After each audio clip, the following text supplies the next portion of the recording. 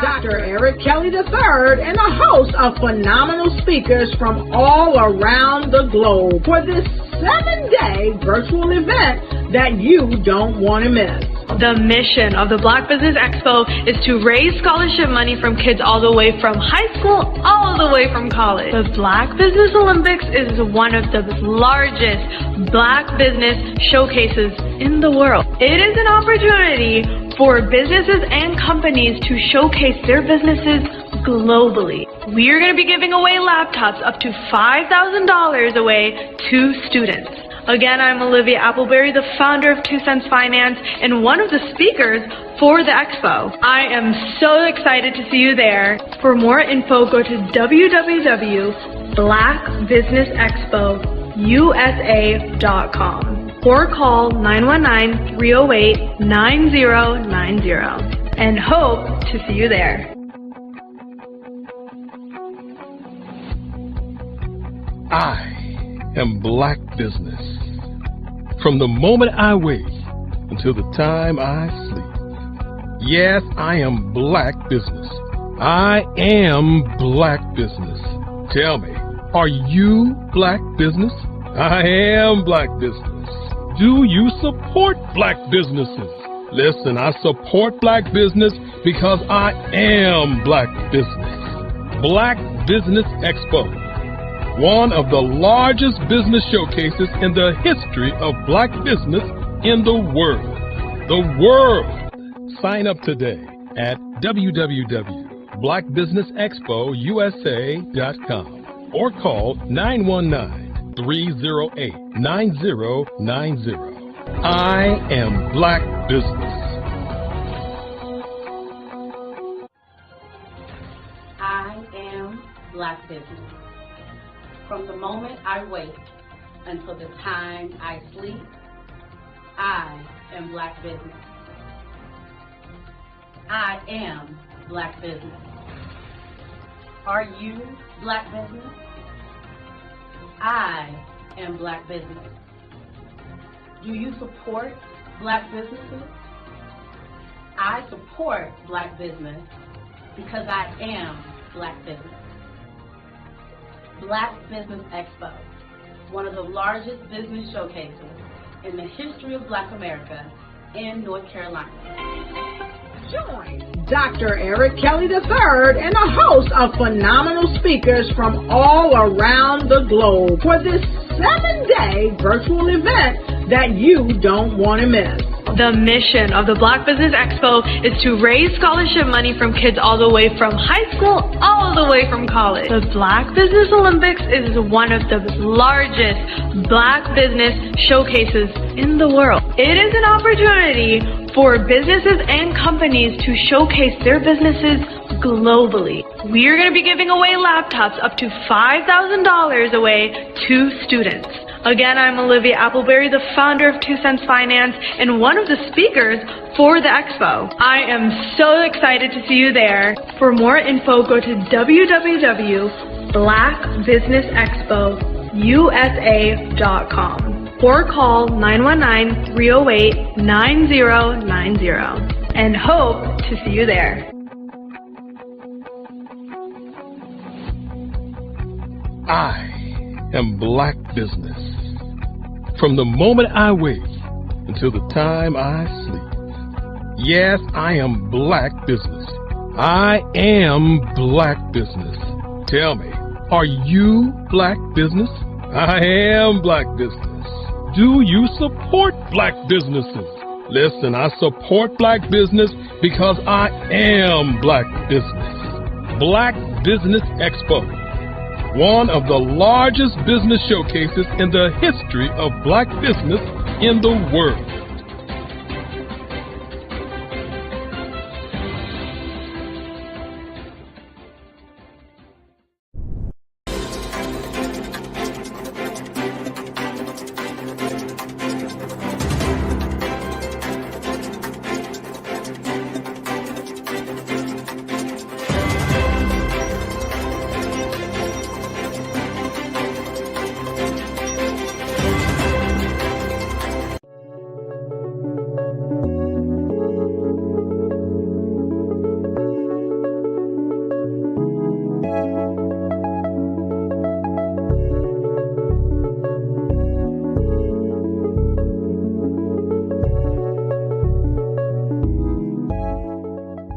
passion has been around helping communities of color and historically underrepresented and underserved communities, minority, rural, veterans, persons who are differently abled, in the intersection of education, innovation, technology, industry, and let's throw some entrepreneurship in there just for fun.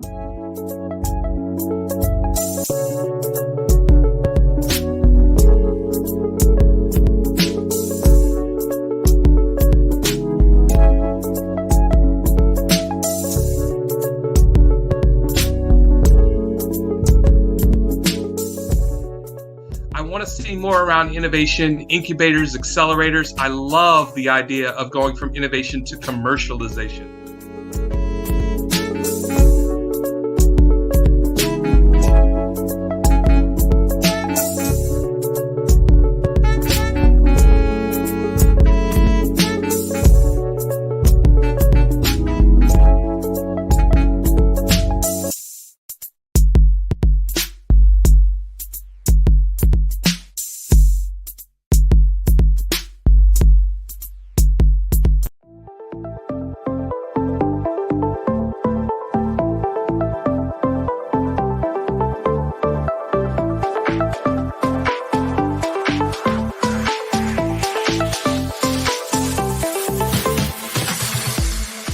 You need to be messaging and communicating to a lot more folks and getting them committed to you as a brand and feeling that you are trustworthy, as a subject matter expert, and for their needs and their pain points. That says, look, here are my pain points. Here's the problem that I have that I don't want, or the benefit that I want that I don't have. And Grant and Sydney understand that and are giving me information to be able to assist, in my eliminating those pain points.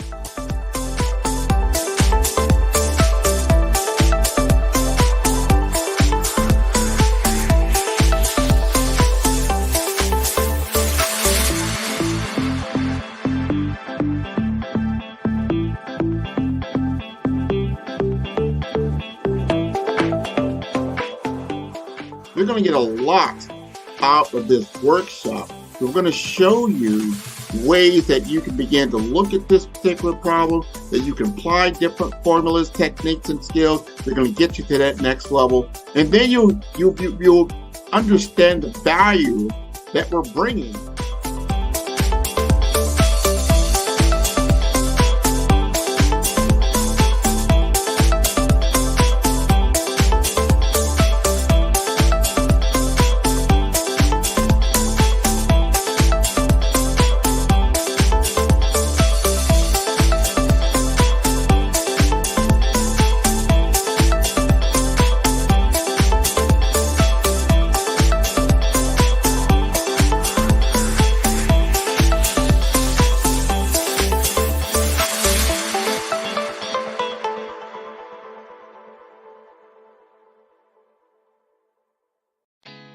Did you know women represent just 3% of Fortune 500 CEOs and less than 15% of corporate executives at top companies worldwide?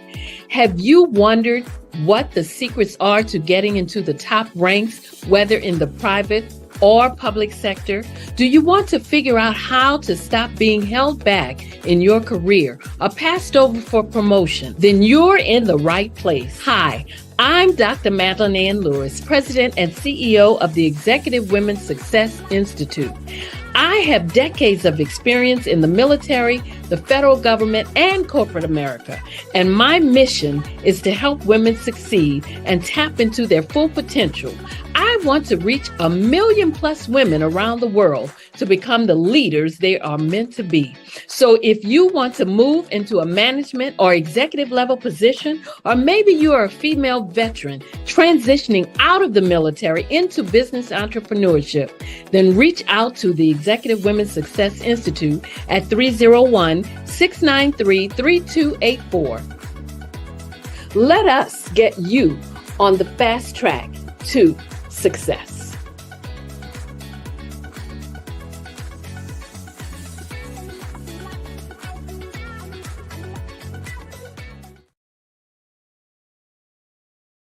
I'd like you to imagine with me, if you will, opening an app where you can collaborate with like-minded individuals from around the world, get inspiration and in-app tools to launch and grow your business, as well as share your knowledge and earn compensation, all in one app.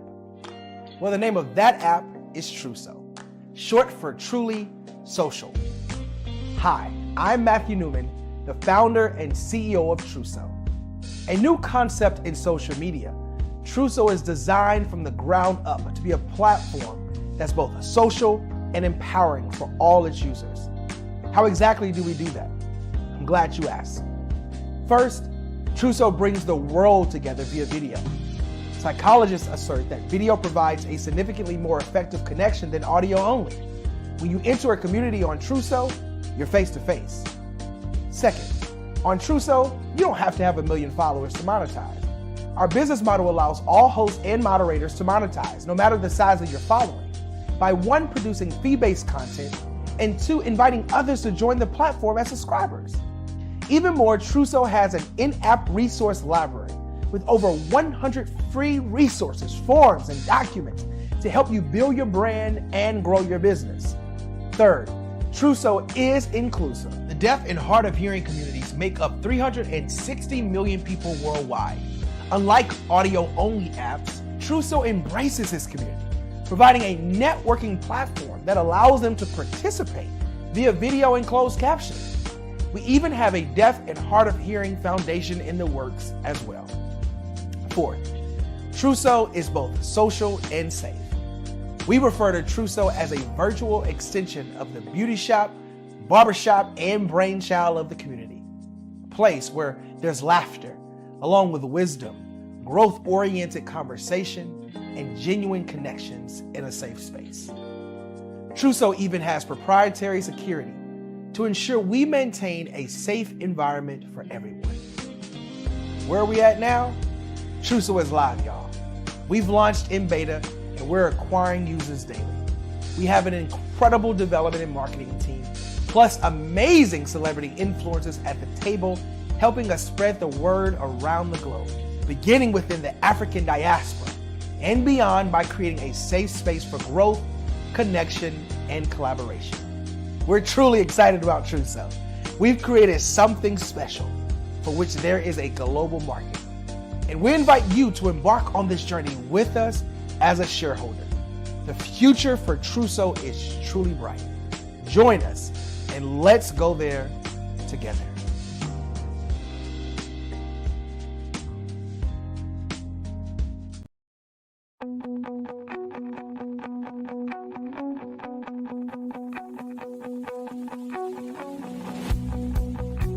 I am Black Business. From the moment I wake until the time I sleep. Yes, I am Black Business. I am Black Business. Tell me, are you Black Business? I am Black Business. Do you support Black businesses? Listen, I support Black business because I am Black Business. Black Business Expo, one of the largest business showcases in the history of Black business in the world. The world! Sign up today at www.blackbusinessexpousa.com or call 919-308-9090. I am Black Business.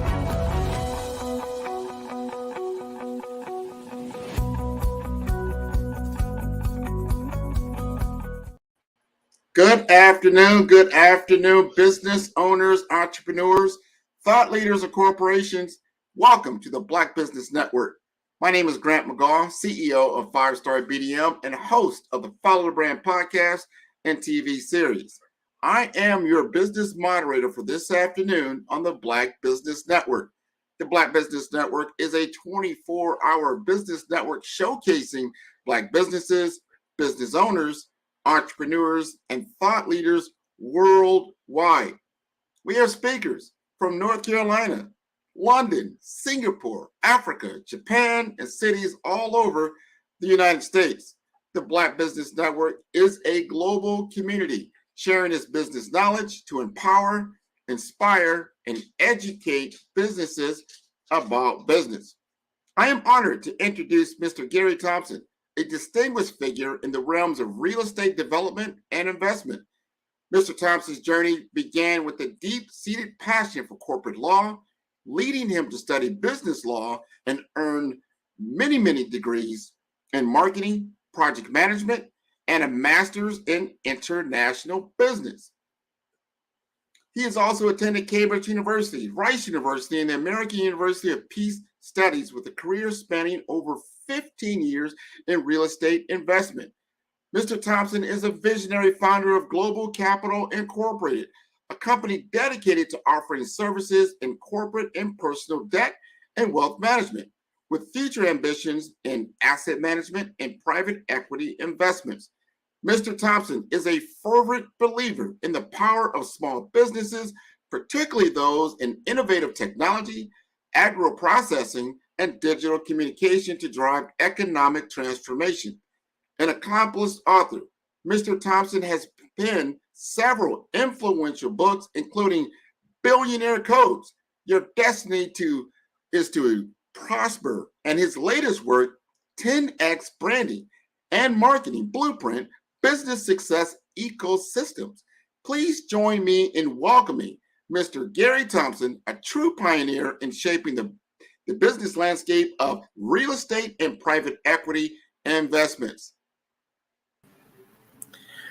All right, thanks for that warm introduction, Grant. It's always a pleasure being on this platform, and thanks again for that warm introduction. Oh, no problem. Thanks for all that you do. This is a happy holiday season. Thank you for taking the time to join us on the Black Business Network. Genius is coming, and I'll see you on the other side.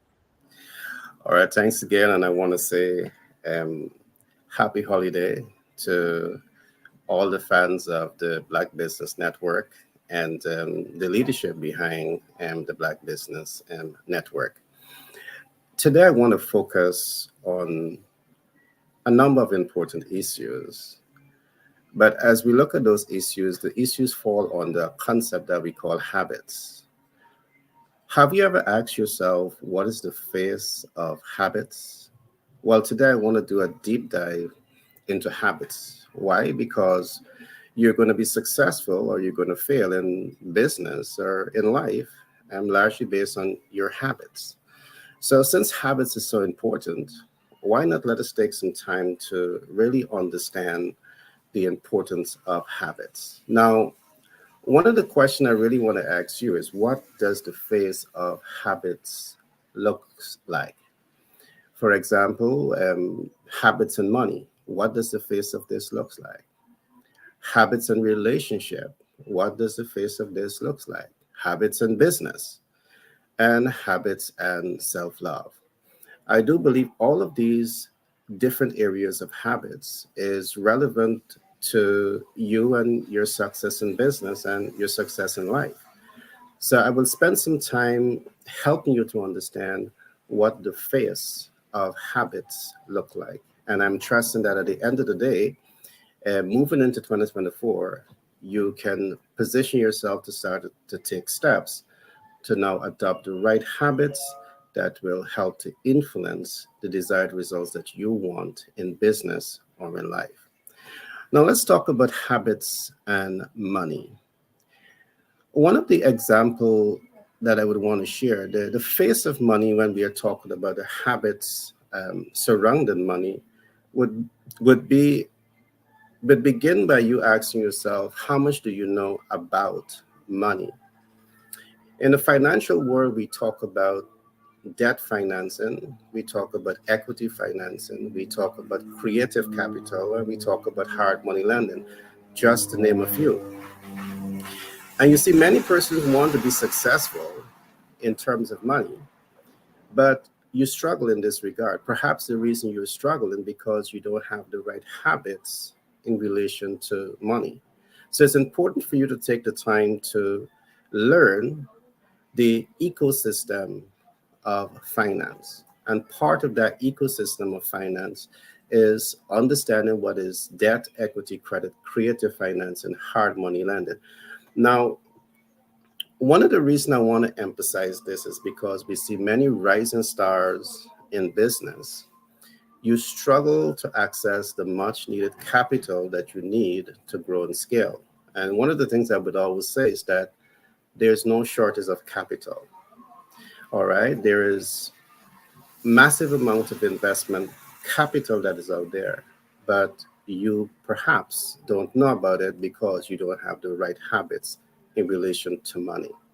So, as we talk about habits in relation to money, I want to say this. It's not only about understanding capital portfolio, because all the things that I've said earlier on, it relates to understanding financial instruments. But it is also necessary to understand how to access. Because yes, you may spend some time to understand money and how money works, but then you don't understand how to access capital. And as a rising star in business, it's not enough for you to understand these instruments. It's equally important for you to understand how to access. And you need to form the right habits here. Along with knowing how to access capital, it's equally important to understand how to leverage capital. Now, why a clear understanding of how to leverage capital and money is so important? Again, in the financial world, what we see is that many persons who are fortunate enough to be able to access capital, sometimes that capital becomes a liability instead of an asset. And that happens because you haven't yet formed and mastered the right habits in relation to leveraging capital and money in the right way. So part of what we do is to really help you to understand the ecosystem in relation to money. And that's one, to understand capital portfolio. Two is to understand how to access capital. And three is to understand how to leverage capital. And leveraging capital is a very deep subject matter, but I'm not going to go into this today. And one of the things that we will say, and I'm going to give you these tips, is that you want to know how to cash flow capital long before you take it.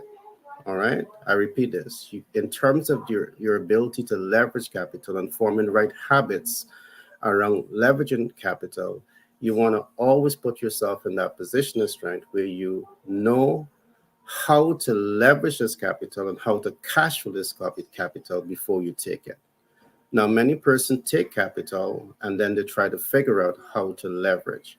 And you're taking capital and you're subject to annual percentage rate. That means you're going to be paying a cost for the capital, but you still yet haven't mastered the art of leveraging and cash flow optimization. So before you take that, ensure that you know how to leverage.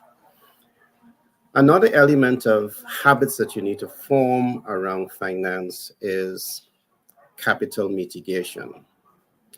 And this is very, very important because, again, it's a subject that is not discussed enough. We have millions of people, hundreds of millions of people who are accessing capital every year, either to buy your first home or to buy your second home or to invest into business. And you understand, yes, that when you access capital, the capital, which is your principal balance, is going to be subject to annual percentage rate or interest rates. And sometimes this is as much as you know about it.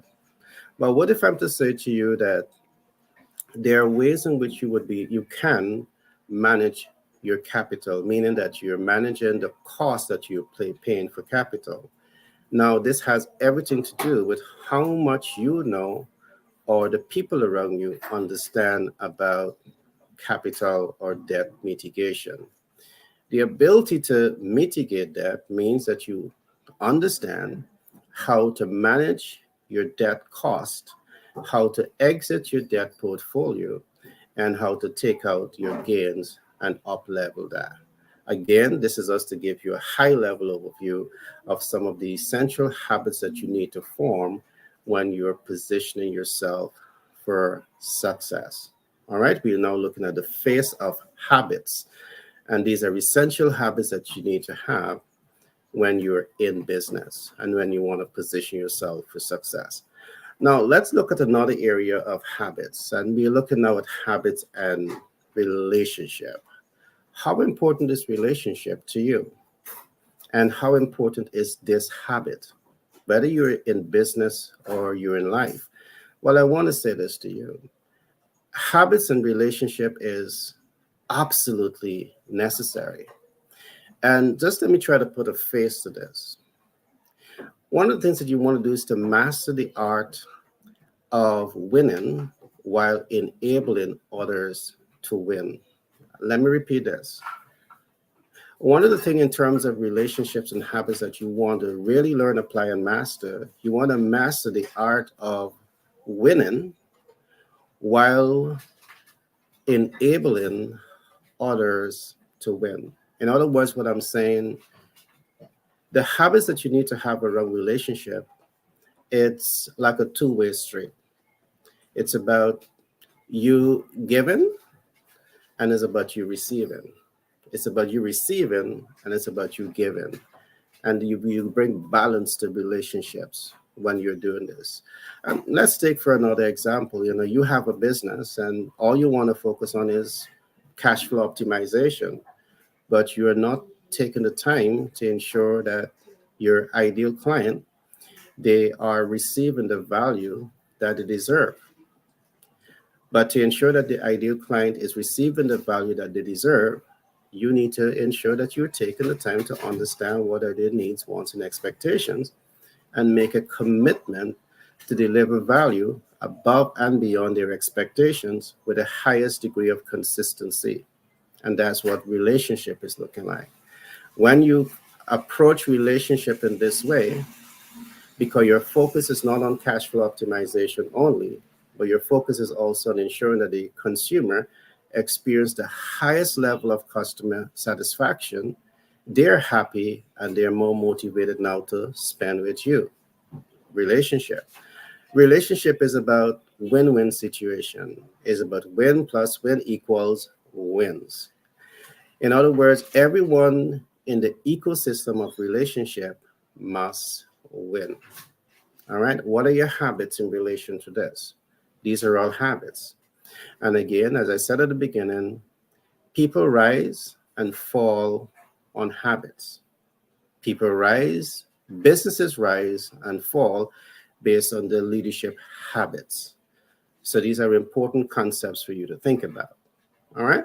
So the next habit that I want to look at, which I believe is very, very important, is habits in business. You see, to be successful in business, it's going to be influenced by the habits around understanding business ecosystem, the habits around applying yourself at the right systems and processes in relation to business. And what does the face of that look like? And I'm just going to look at some areas because business is a very broad ecosystem. And I can take perhaps days, weeks, or months just dipping into the realities of business. But I'm going to give you some essential habits that you need to form around business. One of the essential habits that I would want you to consider is mastering your MVO. Now, you're going into business. One of the habits that you really want to learn, apply, and master is how to master your MVO. Now, what is the MVO? The MVO stands on 3 spectrums. Spectrum 1, we talk about what is your minimum viable offer. Spectrum 2, we talk about what is your most viable offer. And Spectrum 4, we talk about what is your maximum viable offer. And these are important concepts that you need to master. Why? In business, it's saying to you that you need to understand your value offer so well that you have mastered your craft in relation to whatever you're offering to the public. All right? It means that you know that your value offer is going to deliver on expectations. It's going to deliver above and beyond expectation because you have mastered your value proposition. All right? These are habits that you need to form. Another habit on business that I'm going to talk about today is mastering your MVTM. Now, what exactly is your MVTM? In this case, we are saying you need to master your minimum viable target market, master your most viable target market or your maximum viable target market. Now, let me explain this just a little bit. Any attempt to master your minimum viable target market or most viable target market, it means that you're taking the time to understand your consumers. You can't master what you don't understand. And if you want to be successful, you need to form the right habits around understanding your consumers, understanding their needs and their wants and their pain points, understanding their motivators. You need to invest time to understand this. Forming the right habits around these areas is what's going to help you to be more successful in the relationship you're having with the client. Now, to some, this might be irrelevant, but I want to say to you, it is absolutely essential. And let me explain why. Very often we see business leaders adopt and practice some of the wrong habits. And what am I talking about? Adopting and applying the wrong habits.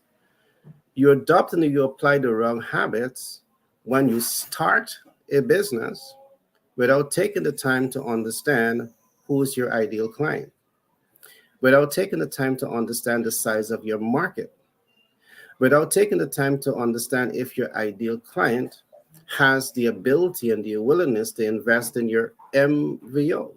You don't know none of this, but here you are trying to position yourself to become an icon in business, and you have all the wrong habits.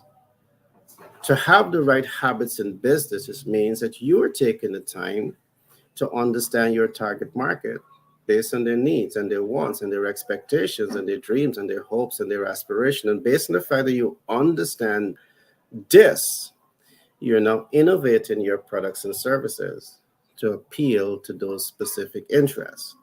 All right. You understand that the ideal client, they also have the ability and the willingness to invest with you. This type of habits may collapse into research.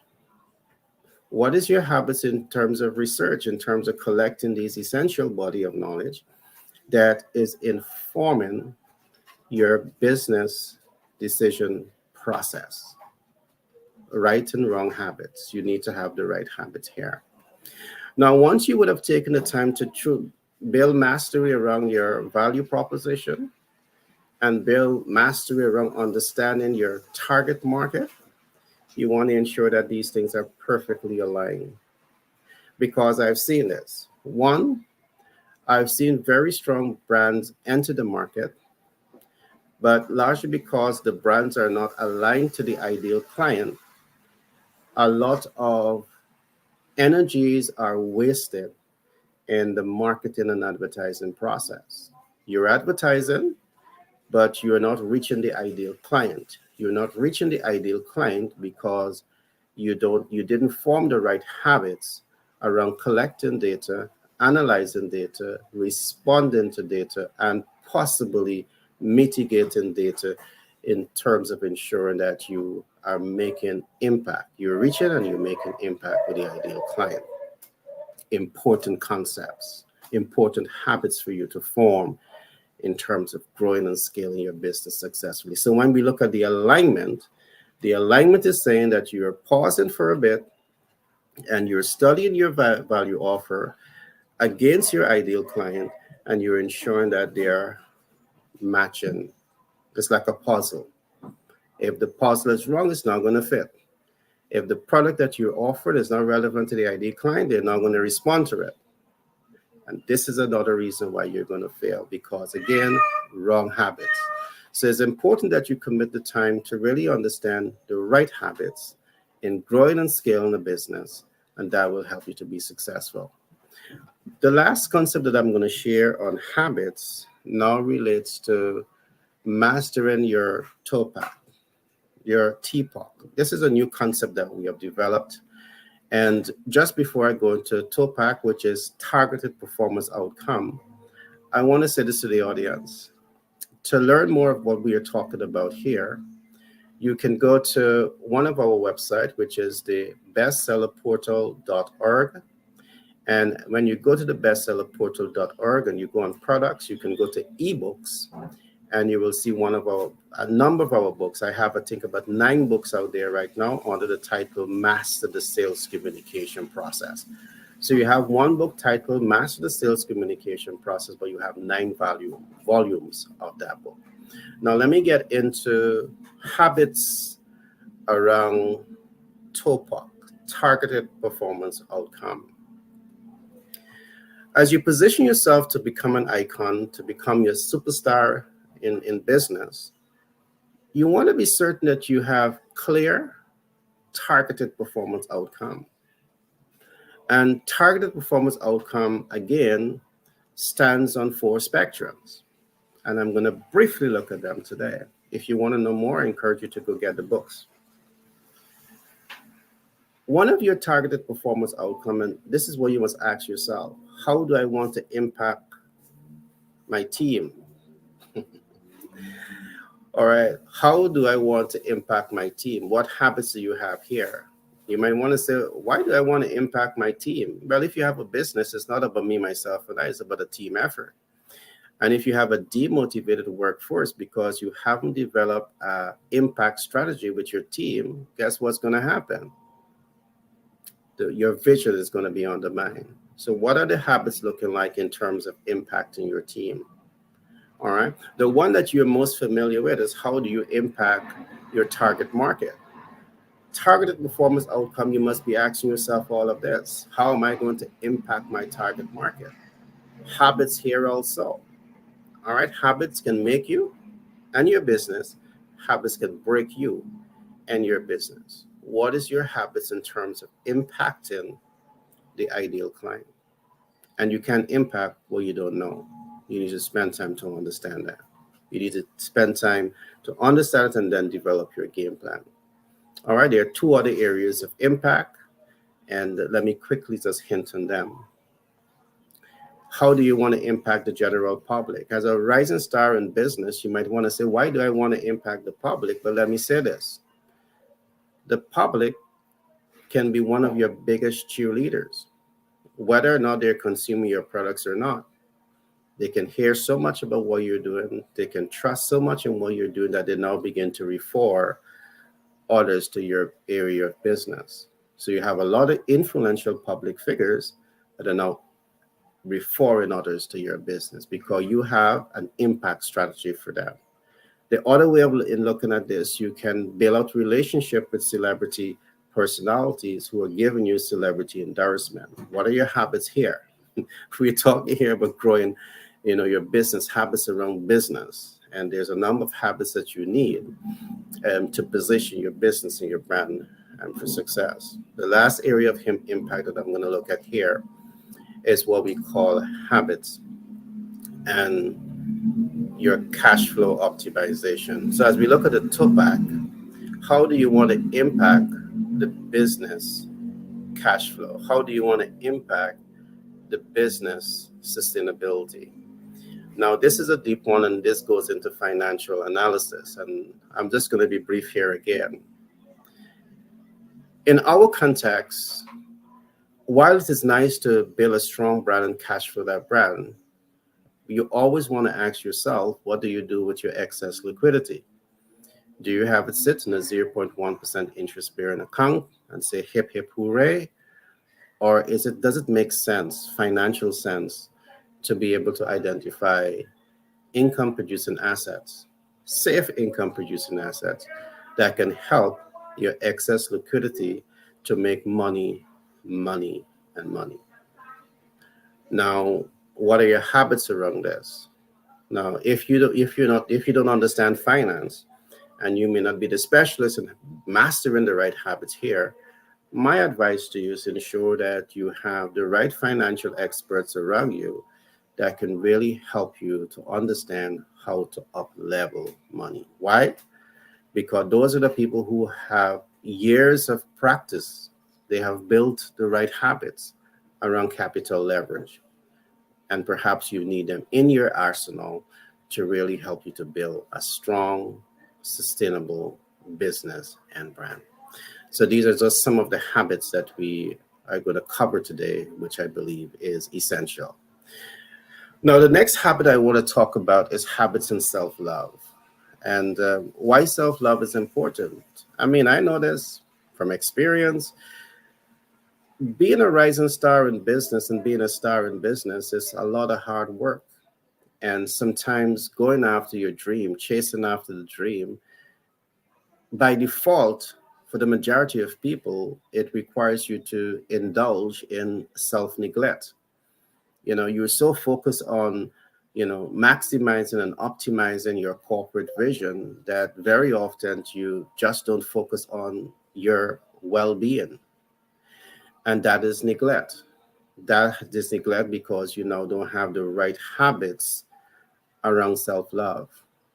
And it is something that I want to talk about a little bit on this platform, because you need to pause a bit and recognize the importance of honoring you, recognize the importance of nurturing you, recognize the importance of, finding time for you.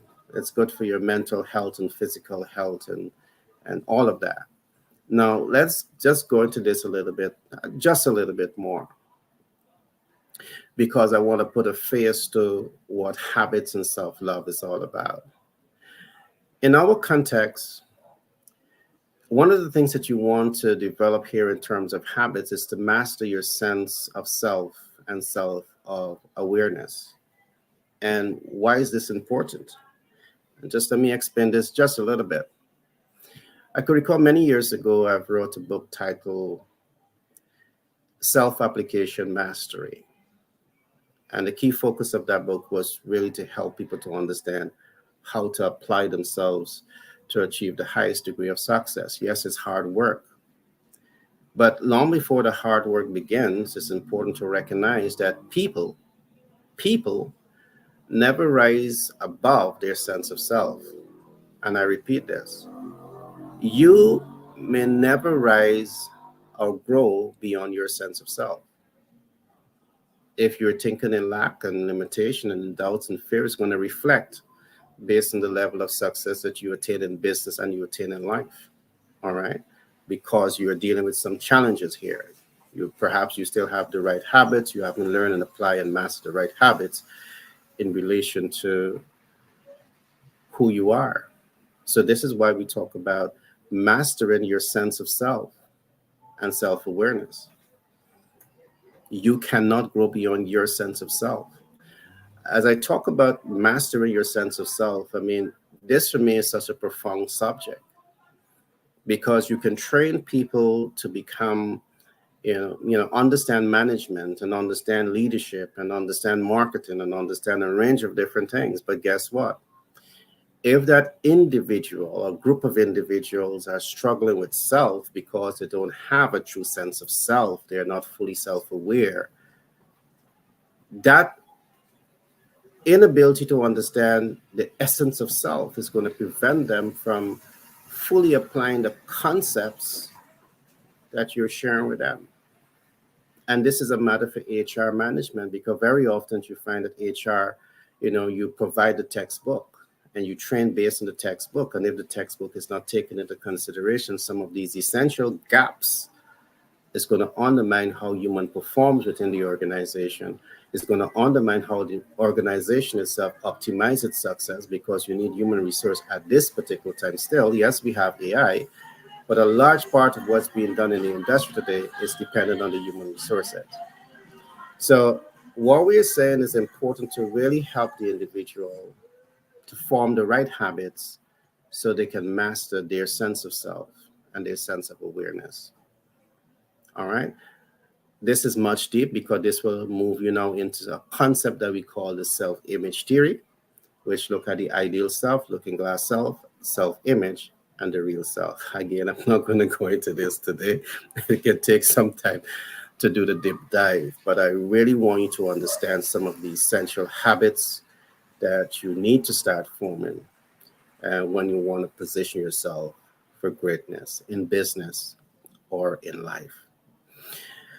As we talk about self-love, I also want to look at another concept here that we call master your sense of purpose and self-management. This is very deep because you may have a sense of self, but still that self hasn't been developed enough for you to flow in purpose. And one of the things that I always say, when we give ourselves in service and lose ourselves in service, it is one of the fastest ways to find purpose and self-fulfillment in life. And this is something that you need to do. Master your sense of purpose. All right? You find that in service. Find something that you truly love and enjoy and is excited about, and give service in those areas. All right? It may have a dollar value to it. All right? But just do it. And we talk now about self-management. Very often, many persons get into what we call the blame game. When you learn how to manage yourself, you learn to take responsibility for your actions and your inactions. I repeat, to step back and step away from the blame game, it's about your habits. And one of the habits you want to do is to learn how to master yourself in business or in life. All right, it is essential. And when you learn this concept, these concepts and these principles, it allows you to take better control over the management of your life and the level of success that you achieve, because you take ownership for your actions and your inactions. The last concept that I'm going to look at here in terms of habits and self-love, I'm going to look at mastering your sense of direction and empathy. And what exactly is mastering your sense of direction and empathy? What is this all about? What does this habit looks like? Very often, many persons live life and you go through life. Many persons starts a business and you allow that business to go into a free fall. All right. Why I say a free fall? Because very often it's like a runaway train. You set clear goals of what you want to accomplish, but guess what? You set goals. This is your financial targets that you've set for yourself. But year after year, you are not attaining that financial target. Why? Because you are not fully managing that process. So mastering your sense of direction, it means that you know where you want to go, why you want to go there, and how to get there. Another picture here is to see that you are the captain of your ship. And on one side, you have two captains at sea. One captain, he has a complete set of data that is giving him direction as to how to navigate the sea. So he can move from one location to the next location in safety and comfort and happiness and joy and excitement, because he have the data to guide him there, to navigate that process. So he has a clear sense of direction. He knows where he wants to go, why he wants to get there, and how to get there. On the other hand, you have another captain, and he's just assumed the position of being a captain. And guess what? He just decided to captain that ship with no experience, no knowledge, no know-how. What do you think is going to happen to that ship? It's going to go all over the place. Wherever the ebb and flow of the sea go, the ship is going to go with it. So having a sense of direction, it means that you're taking ownership of your business. You're taking ownership of your life. And you're saying to yourself, this is where we are going. This is why we're going here. And this is how we're going to get there. What are your habits around these things? You need to ensure that you have the right healthy habits that is going to pay you and the collective the dividends that you need to feel successful. All right. So I trust that so far you are enjoying my little talk on the face of habits. All right. If you want to be successful in business and in life, you need to have the right habits. Now, habits make it a man. All right. Habits make it the man. You rise and you fall on habits. All right. Now, habits pushes you forward, but habits also pulls you back. And habits can also keep you stagnant. And you need to make a conscious decision which one of these habits you are adopting and which one of these habits is being reflected in your life. Are you adopting habits that are pushing you forward, or are you adopting habits that are pulling you back? On the other side, are you adopting habits that is keeping you stagnant? It's important for you to ask yourself these questions, because habits functions and operates on three spectrums. The right habits can push you forward, and there is where you want to go. You want to move forward in your business. Every year you want to grow and you want to expand. But what is the face of habits? I've just discussed some of them. You don't want to go forward by having the right habits today, and then you start to come back because you're adopting the wrong habits. Perhaps some of the wrong habits that you're adopting is that you're not thinking enough about building healthy, productive relationship with your team, healthy, productive relationship with your ideal client, healthy, productive relationship with the public. Perhaps these are habits that you've fallen back on. And when you fall back on this, guess what? Habits pulls you back. You rise and you fall on habits.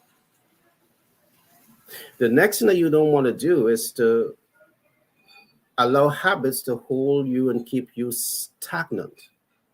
Yes, habits may push you forward, but as you go forward, year after year, you're stagnant in this particular area. Or you're not moving forward at all, and you're stagnant because of habits. You see, habits are things that you can change. If habits are not working for you, and perhaps you don't know the right habits that you should adopt to be successful in business and in life, you can get a mentor. You can get a coach. And I'm going to talk about that shortly just now. It's important to invest the time, to invest talent, and to invest resources to learn, apply, and master the right habits. I'm going to repeat this. It is necessary and important to invest time, talent, and resources to learn, apply, and master the right habits. Habits can push you forward. Habits can pull you back. Habits can keep you stagnant. So when you invest time, talent, and resources to learn, apply, and master the right habits, you're going to be pushed forward and propelled forward most of the time. And that's what you want. All right, that's what you want. To become master at adopting, applying, mastering the right habits, you need to form right habits around collecting data. You need to form right habits around analyzing data. You need to form right habits around applying data. And you need to form the right habits around mitigating data. I know, yes, a lot of what I'm saying sounds like a whole lot of work to do, but I'm going to say this to you. Success is not easy. I'm going to give you a gateway. If you don't know it, surround yourself with some of the smartest people and ensure that they know it, because when you have the smart people around you, it's not about you seeing the whole mountain that you have to climb or the entire building that you have to build, but you see yourself as part of the ecosystem of that building process. Bring smart people around you so you can focus on the 80% and they can focus on the 80%. It's called delegation. So I know that a lot of what I'm saying here may sound like a whole lot, but if you want to be successful in business and in life, sometimes you have to go through that pain. They say no pain, no gain. Some people want to gain, but they don't want the pain, and it don't happen like that. You have to go through the growth pain, and at the end of that growth pain, guess what? You have the gain. What are your habits here? All right. What are your habits? Now, success leaves clues. And to apply the things I talked about just now is where you're going to find some of the clues. So, and let me just expand on this just a little bit. Success leave clues. And this is some of the things that I want you to do. Take the time to study successful people. Take the time to study successful people. And as you take the time to study successful people, guess what? Successful people, they have so much clues to share with you. All right. So I can see that my time is up. And I want to say this has been fun. And back to control of Grant. Great to have you back. No, thank you. That was wonderful. No pain, no gain. I want everybody to take that away. That's just part of the journey to success. This has been wonderful. Before we let you go, tell us again exactly how to contact you, Gary. All right. What I want people to do is to go to our website. We have a one website that's titled the bestseller portal, bestsellerportal.org. Just go to that website and you can navigate the books. You can make contact with us through our membership page, and we would love to hear from you. Awesome. Awesome. Well, happy holidays to you and your family. Genius is coming, and I'll see you on the other side. Same to you, and you're my friends. All the best for the holiday. Thank you. All right. That was wonderful, wonderful, wonderful. This expo is a fundraiser for students, and you may go to blackbusinessexpousa.com to donate to the scholarship fund or use the cash app that's on the screen below, and that's $BBXUSA. Our goal is to give laptops and up to $5,000 to 10 students. Students can register online at www.blackbusinessexpousa.com. Every dollar counts, so we want to remind you to donate to the scholarship fund. We want to thank our Black Business Expo USA sponsors for December 2023. NC100, Moody Capital Partners, Suede Soul, Lotus Richey Coaching and Training, The Hello LLC, Carolina, Virginia Minority Supplier Development Council, Staff Management, 5-Star BDM Media, BHS and Associates, Margie McLean Foundation Incorporated, Genius is Common, Earth Essentials, Milani Shiny Global, Executive Women's Success Institute, The Quality Coaching Company, Superwoman Business Services, Creative Force Studios, Lee Entertainment, Artistic App Design, Black Business Expo USA. Genius is coming, and I'll see you on the other side.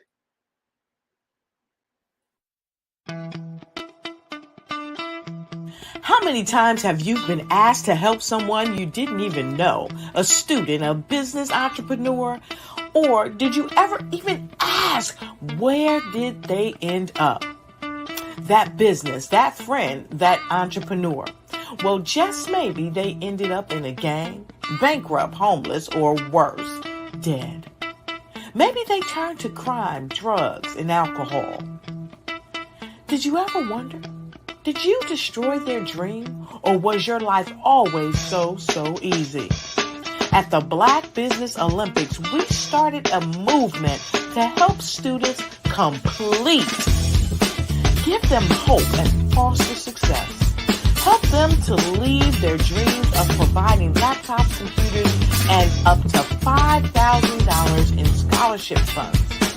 Today, we ask you to help a student, a business owner, or an entrepreneur to realize their dream by sponsoring them, supporting them, and buying from them.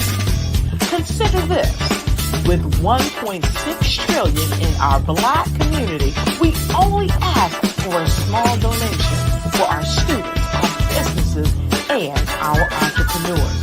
And you can change a life today. So I ask you, what are you going to do? Sit on the sideline and watch our students in high school be leaders, miss out on their dream from lack of resources? Or are you going to donate to the movement and change their future and yours as well? Give us a call today at 919-308-9090. Change their life by investing with action to the Black Business Olympic Fund. The Black Business Olympics, one of the largest business showcases of Black business in the history of the world.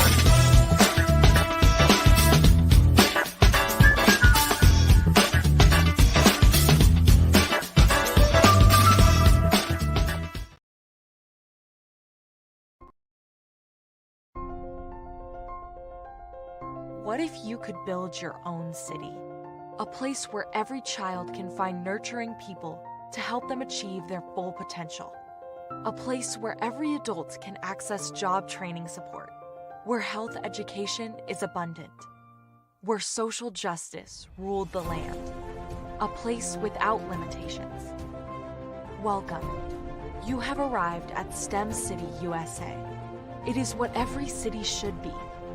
A safe and trusted community where you find people and resources to help you become everything you are and beyond. STEM City is unlike anything you have ever experienced. It is a digital twin of the world around you, only better. STEM City is about energy and soul renewal. It is more than a digital world. You can almost feel the power of live cultural events, music, and theater. STEM City promises a better future for children with caring mentors and hands-on activities with dedicated tutors to support our youth. STEM City is your passport to a healthy lifestyle with weekly events addressing our community's many issues. STEM City is your financial well-being with helpful information on wealth management, career advancement, job training, and so much more. STEM City is the community you deserve. It is the city where your dreams can come true. STEM City USA, a place in the sky that is accessible to all who reach for the stars.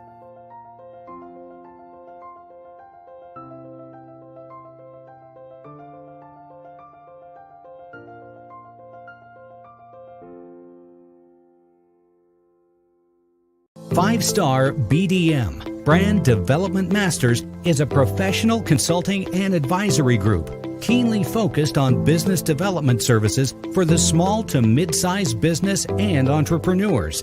Although every business is unique, they often share business development challenges that can be addressed through smart branding. Services include process improvement and operations, digital strategy and transformation, business intelligence, digital marketing, and personal branding. Our business and personal branding company has helped a number of professionals and organizations to optimize and grow. This results in more business, more opportunities, better reach, positive outcomes.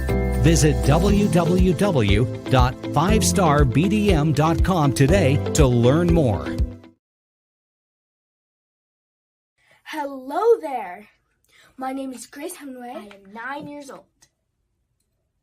Most people know me as an AAU National Karate Gold and Silver medalist and a USA NKF 5-time gold medalist.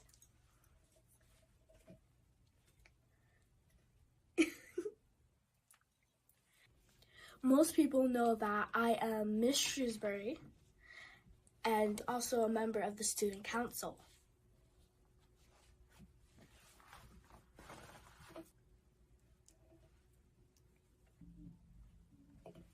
And they also know me as the best-selling author of the book, I Am Dynamite and I Am Becoming. They also know me for my coloring book, I Am Dynamite and I Am Becoming.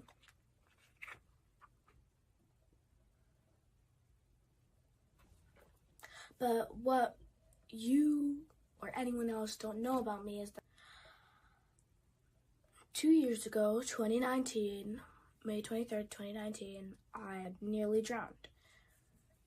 But by the grace of the Lord, I am still alive and I'm very happy and pleased.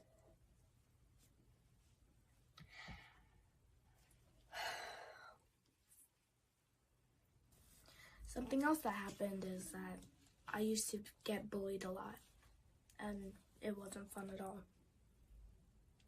No one likes to get bullied. It's not fun. But something that you can do if you do get bullied is tell an adult or your parents. And always stay calm and always believe in yourself, because you don't know how many opportunities are coming your way. Genius is coming.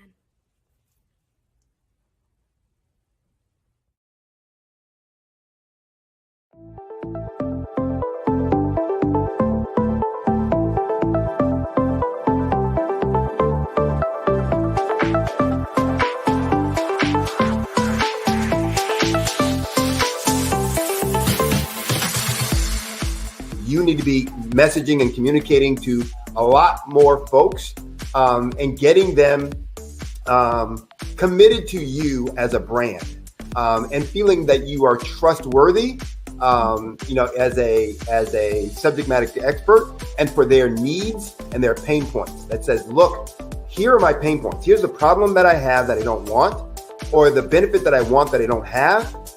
And Grant and Sydney understand that and are giving me information to be able to assist, in my eliminating those pain points.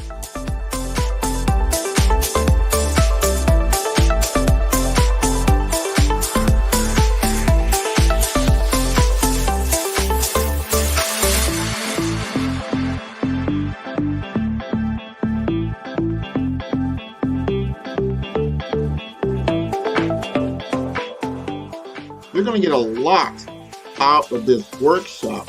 We're going to show you ways that you can begin to look at this particular problem, that you can apply different formulas, techniques, and skills. They're going to get you to that next level. And then you'll understand the value that we're bringing.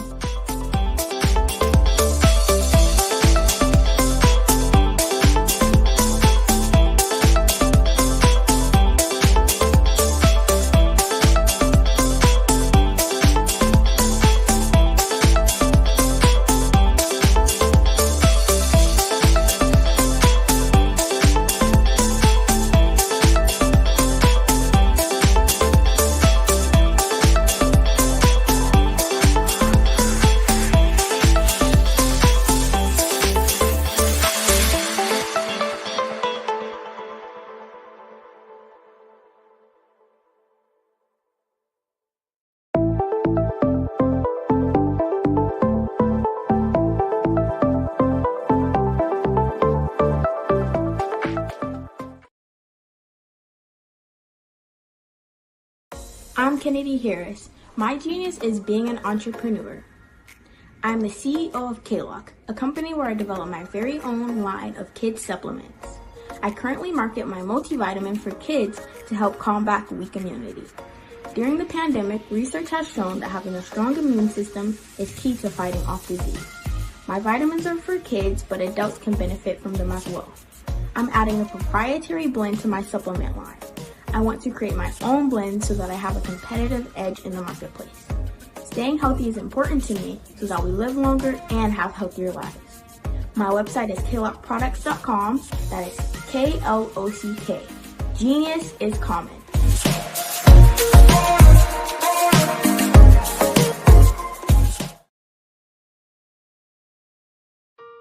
Hello, this is Israel, and I am CEO of Daydreams Interactive and author of Princess Planet.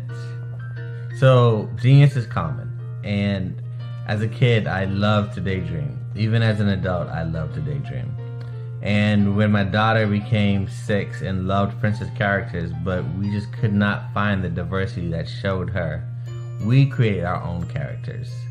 So, for instance, you have Princess Nulu right here. Princess Nulu is from Uganda, and her genius is that she loves to take care of animals. She can actually even listen and hear what they say. And then we have Princess Isabella right here. Princess Isabella, she's from Cuba, and her genius is biochemistry. One day she hopes to eliminate disease. Then we have Princess Nia right here, and Princess Nia is based off of my daughter, and she wants to be the greatest dancer alive. So that's her genius. So what's your genius? My genius is my imagination. Genius is common.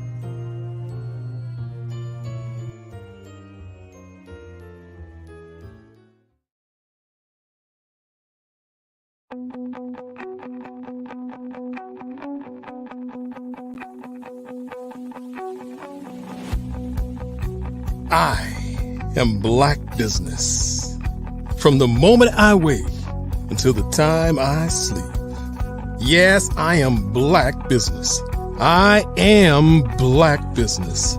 Tell me, are you Black Business? I am Black Business. Do you support Black businesses? Listen, I support Black business because I am Black Business.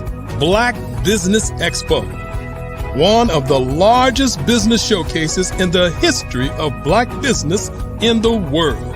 The world! Sign up today at www.blackbusinessexpousa.com or call 919-308-9090. I am Black Business.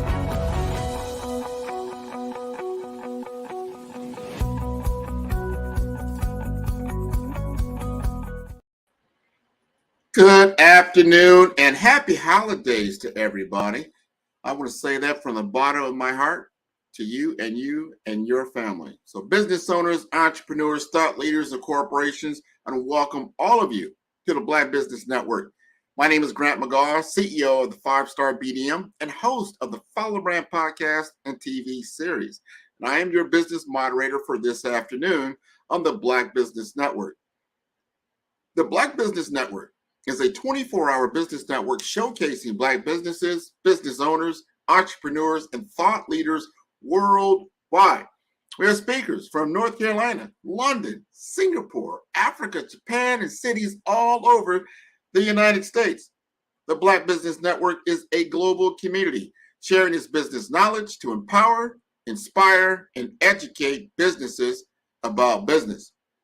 It is my privilege to introduce Felicia Ward, a luminary in the world of marketing communications and a strategic force among Fortune 100 circles. As a member of Fortune BLK and the esteemed board president of HR4U Incorporated, Ms. Ward has not only etched her name in the corporate world, but has also as an Amazon best-selling author with her insightful book on how to break the glass ceiling and keep it nice. Boasting over 35 years of experience, Felicia Ward is a revered senior advisor, spokesperson, and consultant. Her expertise is sought after by C-level executives, dignitaries, and politicians, especially in the critical areas of crisis response and reputation management. At the helm of Felicia Ward Marketing, she stands as the principal strategist, where her unique and proprietary strategic leadership visibility framework empowers servant and executive leaders to elevate their brand authority and visibility. Ms. Ward's approach to leadership is transformative and inclusive, focusing on personal branding, thought leadership content, and engagement with industry and media leaders. Her mission is to cultivate a landscape of servant leadership that stands out in a sea of similarity, truly lifting leaders out of the sea of shame. Please join me in welcoming the exceptional Felicia Ward, a visionary strategist reshaping the narrative of leadership and marketing communications.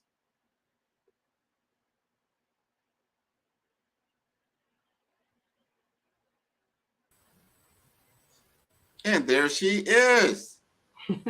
Hi, Grant. How are you? I am fine. How are you? I'm well.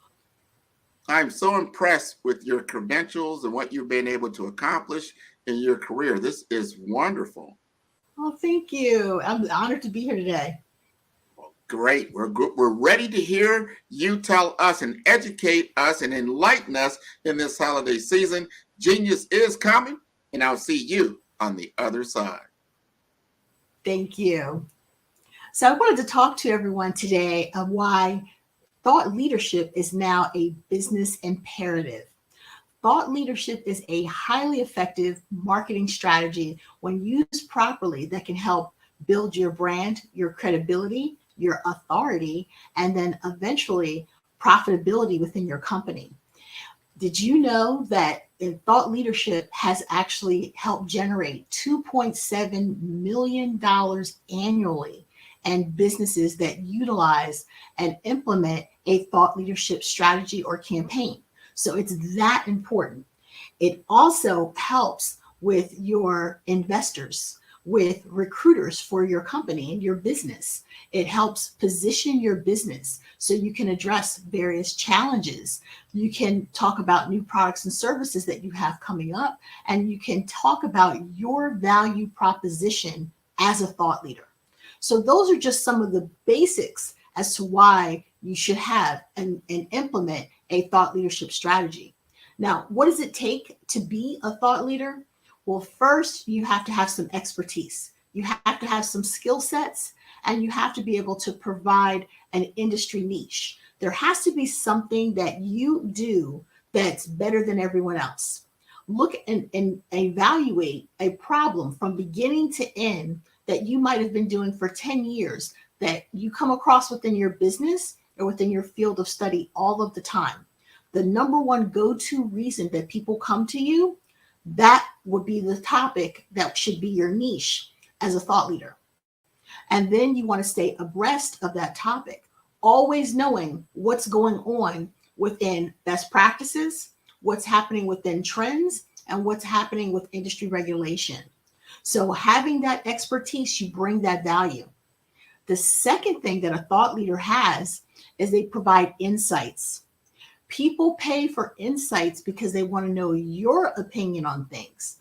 Everybody wants to know what Steve Jobs is going to say next when he was, in charge of Microsoft and Apple. You want to be able to look at someone that is bringing insights that are going to be game changers. Are you providing a perspective that is fresh and new? Are you going up against the status quo? Are you going to be doing things a different way? Or have you nailed down best practice that you've gotten to the point where it's a win, a repeatable process of wins? That's the type of insights that you want to be able to bring. And then perspective. People don't just want to pay to hear a lot of statistics and information. They want to know your viewpoint, your specific perspective on how you think the industry is going to be going. What direction is it going to be going? Which means you need to have vision. For having that type of perspective, you should be bringing vision to the table, and you should think about what are the next steps. If your industry is not doing something, do you have a better recommendation as to what they should be doing? Do you have a framework that you can share that's a repeatable process that will help your peers so that you become a resource of information, or people say, I really would like to hear that person's perspective on new regulation, on new products and services, what's happening within that particular niche or industry. And then the final thing to be a thought leader is content. Content is king. Reason being is that you need to be able to be proliferating through various channels, various audiences, ideal customers, media, analysts. How are they going to get your word out? So the best way to get your word out in thought leadership is through thought leadership content. So people need to see your online presence. People need to be able to see you, hear you, speak with you directly, meet with you online, see you at conferences. You need to have what I call strategic visibility. In my firm, I implement a strategic visibility framework, and I'll share that with you. One of the things that you have to do is nail down your ideal customer. Who is your ideal client? So it's not just the person that purchases your products or services. I'm talking about stakeholders. Who has invested in your company? Who might be interested in investing in your company?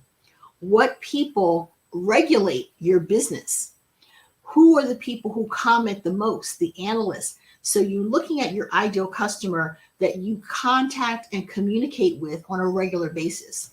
So once you define who all those audiences are, now you're going to determine what type of content each one of them needs. So someone who is really engaged in your industry, they're okay with hearing lots of jargon, but the general public, not so much. So you want to take a look at your ideal customer. Then you want to look at peer engagement. Who are your peers in your industry? Are they your coworkers? They're your bosses, your other stakeholders. You have people that are invested in the industry and are already experts in the industry. Well, you want to get their respect. So how do you get their respect and how do you get their attention? You have to engage with your peer group on a regular basis. Thought leadership is about consistency and also giving the appearance of omnipresence, meaning that you don't have to be on 110 different platforms, but you should choose probably 4 very good platforms that most people will see. Then after you've looked at your peer group, then you want to start looking at what are your external impacts to your industry. So that's your community, your local community, your national community, unions, people that are involved in your industry that will have one-to-many. So when you're looking at that as a thought leader, how are you going to address them? Are you going and attending conferences? Are you making sure that you're doing peer engagement roundtable discussions where you can discuss things intellectually with your peers or higher, talking about problems and things that are coming up or different ways to do something? That discussion has to be had, and you have to have content for that. You have to let people know you're going to be participating. You have to have discussions that you want to have, talking points that you want to have. And then you have industry publications that you need to be in. You need to be visible. As I said, strategic visibility. What publications are your stakeholders reading? Where are your customers? Where are they? Where are your employees? Where are your investors? Where are your potential strategic partners? Collaborations. You find out where those people are, and then you have to decide what type of content and what is going to be your primary focus and speaking with them. What are going to be the goals and the objectives? And when you look at those goals and objectives, you're able to determine what kind of messaging you want to provide as part of your thought leadership. And most importantly, you want to make sure that your thought leadership is in direct alignment with your business. The purpose, if you work for a business or a corporation, the purpose of you being a thought leader is to help propel and underscore and help elevate the brand value of your company. So you selected to work for that company for a reason. Talk about why that particular company is the company that you selected. Why are the two of you in great alignment? Why are the employees at your business speak on behalf of why you think that they're great? What do they do? What is the social proof that you're able to provide for all of these different things that you say? As a thought leader, you're going to have to know your numbers. You're going to have to know numbers about your brand, numbers about your employees, numbers about the unions that you represent, the communities in that which you serve. You're also going to have to know what your weaknesses are. So in addition to the SWOT that you normally would conduct as a marketer, it's even more imperative as a thought leader to talk about what are the holes, what are the challenges that you face within your company, what are the challenges that you face as a thought leader and a person who's leading a business. So you have to talk about yourself on a personal level, the challenges that you face. That will help you humanize your brand, your personal brand, the business brand, and your thought leadership. When you take all those things into account, you find that you actually are thinking about what your next steps are going to be within your business model. How are you going to handle specific problems? I'll give you an example. If you've been a company who on front facing, you have all type of awards that are on your website of things that you do well and how you work great as a team and how you're so inclusive. But when people take snapshots and pictures of your business, you have less than 10% of people that work there are people of color. How are you going to handle that diversity issue? So if you were here before the diversity issue, you have to take ownership. So as a thought leader, you're going to have to do a mea culpa from time to time and say, you know what, we handle things incorrectly, but after greater assessment and being open to different discussions and engagement with your stakeholders, you're going to come and devise a new plan of action. That is very important as a thought leader, to be able to course correct publicly, not always privately. It's because you have to be able to show that you are human and that you're agile and you're ready to make a change when a change is actually needed. It's part of being a leader. So if people don't do well on your team, you're ultimately taking the hit and taking responsibility and accountability. Taking accountability is a big part of being a thought leader. The other part of being a thought leader, when we talk about your content, you have to wonder, sometimes haven't you ever discovered someone that you never really knew about in thought leadership? You might have been on YouTube and you start seeing some content and you start watching video after video of a person. Then you might be reading a book and all of a sudden there's a book about that person. Then you turn on the television and the person is being a guest on that show. I call that the rabbit hole syndrome. It is very strategically done by people who are communications consultants like myself and Grant, who plan out how people are going to discover you. So your discoverability has to be very high to be a thought leader. And what you have to create is what I call the rabbit hole syndrome, that the average person has to have, statistics show, 7 hours of content in order to be a thought leader. So people, if they discover you, that you need to have a variety of content that is branded content, so that you might be on YouTube, you might have a book, you might have a course, you might have merchandising, you might be part of a cause, you might be part of a forum. All these different forms of content should be enough content that I find out more about you, which eventually will make me go back to Google and say, who is this person? And when I Google the person, I'm going to find what? A library of branded content. That is very important as part of the thought leader. So when you see executive leadership and they're standing on their own, they're not standing up there on their own. We have planned exactly how this is going to go down, exactly who is going to see what content and when.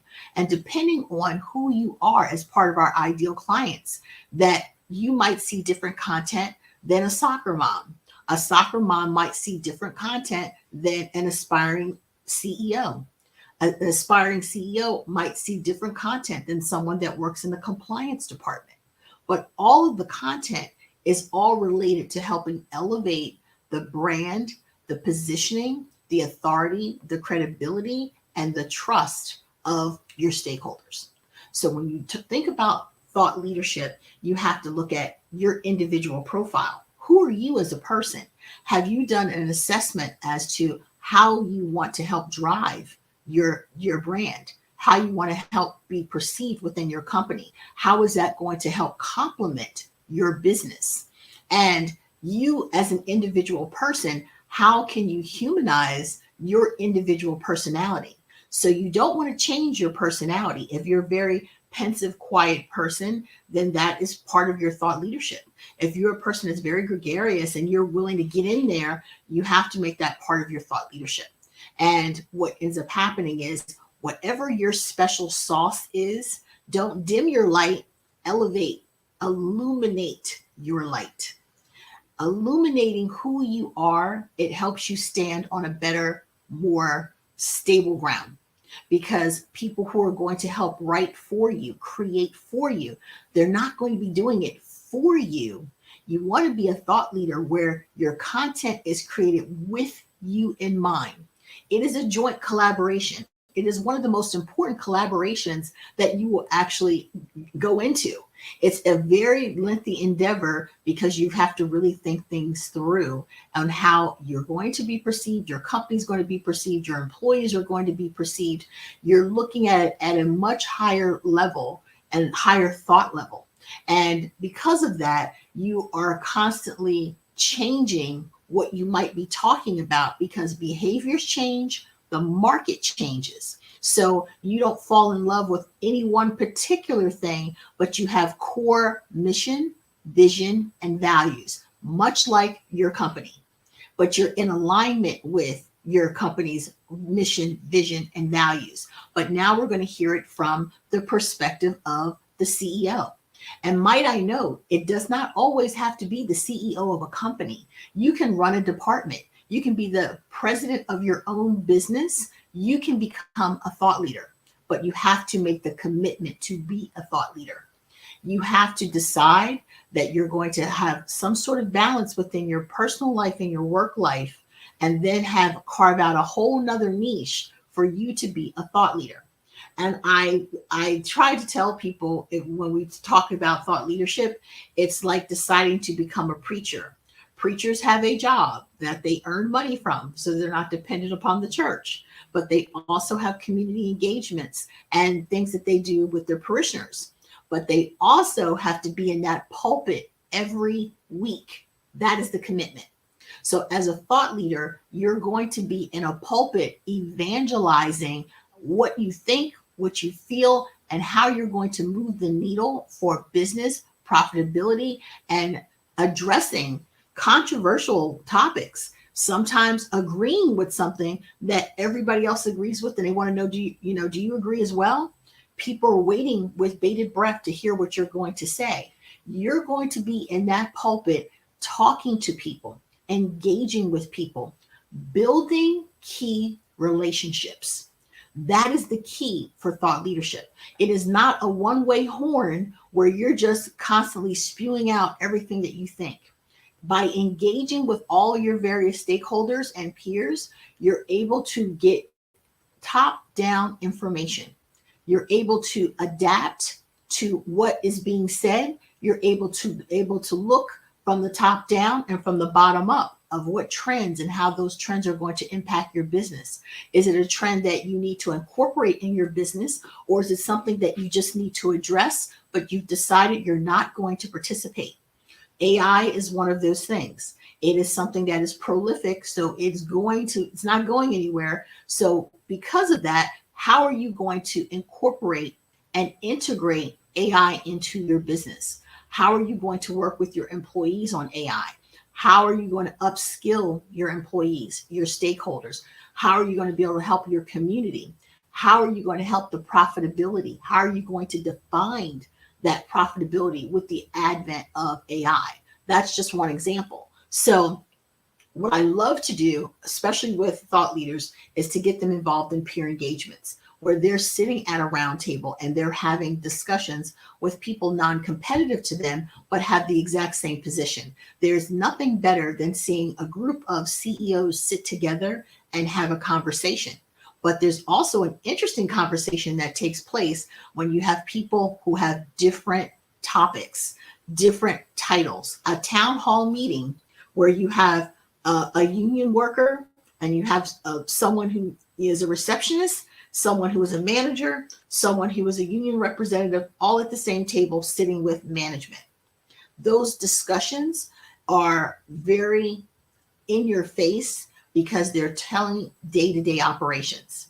One of the things as a thought leader that you have to do is what I have a saying, don't be a king dumb, okay? King dumb is a person who is an executive leader who never comes out of the tower of power. They listen to analytics, they listen to their right-hand staffers, and they make decisions. It's one of the worst things that you can do as a thought leader. Thought leaders have to get out and get engaged. You have to be on the pulse of your employees and get their perspective and respect what your employees are telling you because they are the subject matter experts in the field of what they do. Your job as a thought leader is to find out how you're going to help them. to help elevate the business productivity and day-to-day business operations. What is it they need? What are the tools? What are the things that they need? And to be able to get out and speak to more employees to find out exactly what they want. And in the industry to find out what is needed, what changes are being needed. You're supposed to be their champion and their cheerleader. And the only way you're going to be able to do that is to be engaged, to also create content, to actually support what it is that you're trying to do. So people need to at all times be able to hear you, see you, read about you, know as much information about you being kind of like the president running for president of the United States and representing the United States. Well, your little corner of the world is your corporation, and you as a business leader, your business. And who are you promoting? Everyone that helps make it happen. So thought leadership might be a person in the forefront, but behind them, there's a team of people. And who are you advocating for? You're advocating for everything that is good about your industry. Now, what specific types of content should you be putting out? Content about your industry, content about your product and services, and then content about how you're going to do things differently. What is that perspective that you're putting out? What are you going to be doing different within your industry? Are you coming out with a new EV car? And how are you going to do it? Maybe your EV car, I just saw a report where there's a Black business owner who has come up with an EV car to rival Tesla, where the cars are already charged. They charge themselves, and they're able to take a vehicle that is a gasoline vehicle and be able to convert that to an EV vehicle utilizing their tools. That's something that you want to be able to put information out about. So you're constantly being not a consummate salesperson. You're almost like being a congressman, where you're fighting for your people and you're fighting for the things that you think are important, and you're staying engaged so that people know what's important and they start recognizing you, and you being a thought leader and knowing what you say. People start wondering, well, where's this content? Where's he getting it from? Well, when you first start out with your thought leadership content, it is very important to cite your sources of where did you get the information from. You want to get to a place where people know that after a while of following you, that when you start crunching numbers and stating things, they start to accept it as fact. Why? Because from the very beginning, you credited all of your resources, all your sources, and they were able to look those sources up. And after you have gained a certain amount of credibility, and that credibility comes from building trust within the audiences that you're engaged with, after a while, you no longer have to cite the sources because you get known as the person who always brings data-driven information.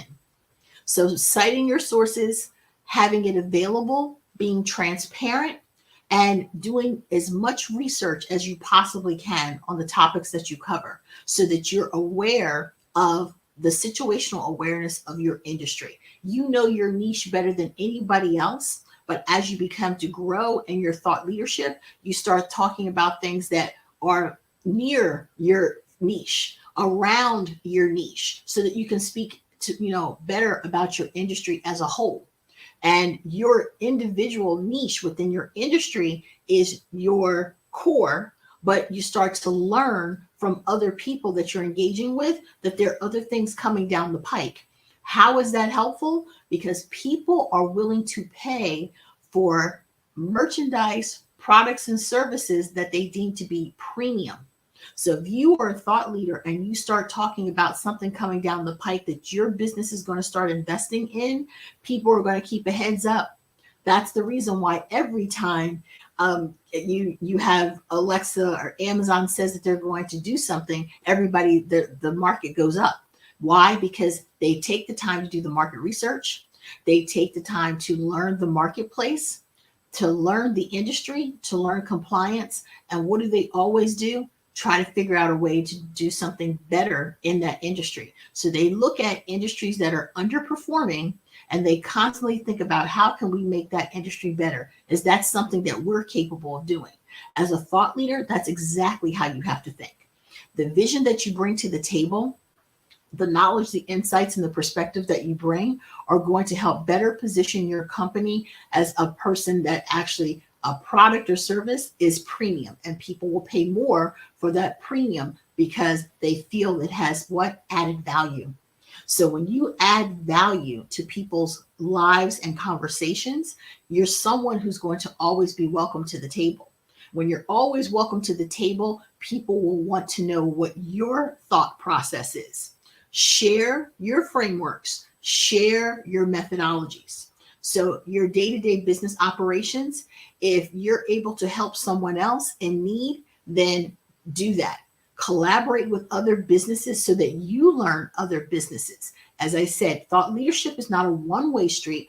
Thought leadership is a place where people come together and share knowledge, ideas, and talk about the vision for the future and how to make the present better. That is why thought leadership is a wonderful business imperative for you to get involved in. So thank you for this opportunity. I love being here with the Black Business Network, and I hope that all the business owners out there start thinking about how you can get engaged within your community, attending churches, attending events, industry events, things that people do within your company. What do other companies do? Where do they meet? Where do they gather? Where do your customers go? Start going and attending things. Start hosting your own events and creating your own space if one does not exist for you, so that you are putting down and laying the groundwork and planting the seeds for thought leadership. And being African American, it is critical that we start seeing more of us in the marketplace as thought leaders. So I want to see that book.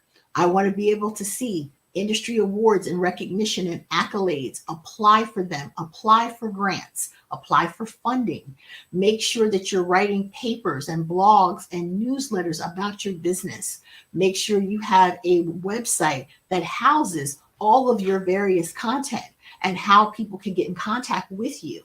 Engage as much as you can with your peers and also other industries, and then cross-promote the products and services that you have with someone that is non-competitive to you. Get out of the tower of power. Do not remain kingdom. Make sure that you're getting the information internally. You're able to extrapolate that information, analyze that information, and think about how it's going to help serve and make data-driven decisions, and then get out and do engagement with the rest of your stakeholders so that you now have a better viewpoint of how to make a decision and what's happening within the marketplace. So I thank you so much here at the Black Business Network. Again, my name is Felicia Ward. Man, that was wonderful. Great knowledge, wisdom, and insight that any business owner really needs to just really unpack, rewind, listen, really, just get into that, because it's so important as we transform our businesses to be enabled or embedded with digital technology. Mm-hmm. And when you understand that, that means your audio, your visual, everything is now led by these digital platforms. So you've got to get out of your comfort zone. I completely agree with you. Mm-hmm. Become visible. You can be very authentic. You don't have to be perfect to get out there, but to get out there, we're out here right now doing our right. Right. You have to be a few minutes. Sure. What was your interest in personal branding for you? For me, was surviving 4 job layoffs. From like the late 80s, like around Enron, there was all these mergers and acquisitions, and I would go someplace, get settled, and be like, what? You have to look again. And I kept trying to stay up with the Joneses, or, reinvent yourself, or whatever was hot at the time. And I realized that there was a point where I had all this experience, and I said, you know what? I have to stop doing that. I need to introduce myself and say, this is my value proposition. And basically, I started working then on my personal branding and realizing that that was the key. And I'll tell you a little story. I used to love to hear Lee Iacocca speak. He spoke with such authority, whether you liked him or not. He spoke with authority. Stakeholders were afraid of him. He was the E.F. Hutton of his time. And I realized he was the last bastion of the company man. You don't have that anymore. So what I tell my clients is what you have now is if I say, Clive Davis, he was associated with Sony for many years. What's the name of his label now?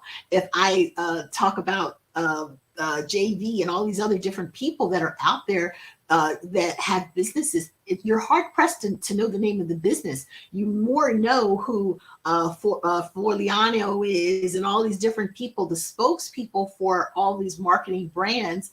They have now become the forefront of their personal brand. So everybody knows Gary Vee, but what's the name of Gary Vee's business?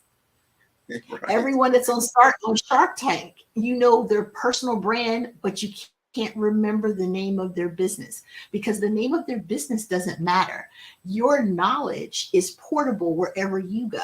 So I tell my clients, if you're into sustainability and you're working at a company that's not quite into sustainability, you're going to probably move on. Before you leave, start talking about sustainability where you are. Take the light of where you are and start making the groundwork to make the change, because then when you go to the next place, you will get asked about sustainability. So people, you don't want to be, what I say all the time, you don't want to be the company man that works for IBM, and you're great in sales. You want to be a consummate sales professional. So when I look at your LinkedIn page, it is a personal sales page all about you being a consummate salesperson. Where you worked, it doesn't matter. Have you been a consummate salesperson and have you delivered? That's what people want to know. So your personal brand is way more important sometimes than the company brand. And you've had people who've been really charismatic come into a corporation and have a great effect, and then they leave, and then they're hard pressed to find someone because they can't replace the charisma of that CEO. So you can't be on the wheelhouse of just trying to find someone who has this great personality. You have to really find someone that's in alignment with your core beliefs and hope that whatever that person's personality is, that they have proven themselves in whatever their niche is. And then you're welcoming that person into the niche, So when you talk about IT and you talk about digital branding, if you're a person who's really good speaking, you got to have a podcast. And as I said, I tell my clients, you might have gotten into the business and thinking you're going to be a restaurateur, but you're going to have a podcast, a newsletter, social media. You're going to have to diversify and get in there because there's so many different platforms, and you're leaving money on the table if you think you're just going to stay in your office, okay, and never speak to people. There's a very competitive marketplace. And what's the first thing, as you said yesterday, what's the first thing people do when you say you have a business? They take up their phone and they Google you. And if you're not on Google, you have no search engine optimization and you have no profiles, people go, wonder what kind of business she has. I've never heard of it. That's on you. You can have a fantastic business, but if no one's ever heard of it, they've never seen it. And you have to remember the platforms are not for you. It's for your potential ideal customer. Correct. So someone that might be older that has the time to read your book, that's what they're going to pick. Someone who's a little bit younger, they're going to go to the gram. Someone, you know what I mean? Someone that likes to dance, they're going to go to TikTok. So you have to have a lot of different content, the rabbit hole effect, 7 hours of content, something like 15 different interactions for people to even know you're in the marketplace, because it's that much more competitive. So then if you add thought leadership onto the top of the personal branding, then you're really rocking and rolling, because they see you, they hear you, and people want to know who's the person behind the business, because there's a lot of businesses out there. The Dirigeon liquor company, I used to work with Absolute. Absolute is not the number one liquor company in the marketplace, but they've positioned themselves that they're number one and they're global and their brand is fantastic and everybody knows who they are. So when you hear another liquor company that owns 65 liquor brands, you're like, never heard of the brand. Right. That was a decision that they've made. You know what I mean? They made a decision not to promote their parent brand, just to promote 65 different brands. And it works because those individual brands are okay. But I think the better play is to have been more like Absolute, where you have this fantastic global brand and people collect your merchandise. And the perception is that you're number one, even when you're not. What you just said. Everybody, it's a great quality. It is. But you have to be authentic. It has to be the truth, but you have to lean in on it. And I want our artists to truly understand this one factor. This is a fact, not opinion. Your personal brand, and let's just use LinkedIn as an example. Your personal brand will get 540% more engagement and interaction than your company page. That's just soak that in. 540%. So if you're not out in front of your brand, or if you haven't designated someone to be that spokesperson for your brand, you're leaving 540% of potential is really off the table just because of that one fact. On the table. So, and you know what? And to add to what you said, to underscore that is so true. How many people follow their company, phone company, or their gas company or electric company? So people don't follow business pages because they don't have a personal relationship with those particular companies, even though you have business with them. So it's the same thing on LinkedIn. I have a company page, but I have probably, way more people, 5 or 6, maybe 7,000 people following me on LinkedIn, 10,000 on Instagram. But I go to my company page, people are hard pressed to get 1,000 people to follow you on your company page because it's kind of boring. Like you're just making announcements of what you're doing. But when you're on your personal page, you might talk a little bit about your day or what you just encountered and challenges that you have, and it creates conversation. And that's what the purpose of the content is, to spark conversation. So I wanted to get that out, to stop selling, serve. Stop thinking about selling your product and service all the time. And every time people give me their pitch, they want to tell me all about the products and services. And I'm like, don't do that. Instead, tell me how you can be of service. I say that I do, so that we can start building a relationship. That's why when people DM people and they block them because they're like, I don't know who you are, but I just got sent a 55-page proposal. Like, who is this person? People do business with people. Okay, people do business with people. They don't do business with business.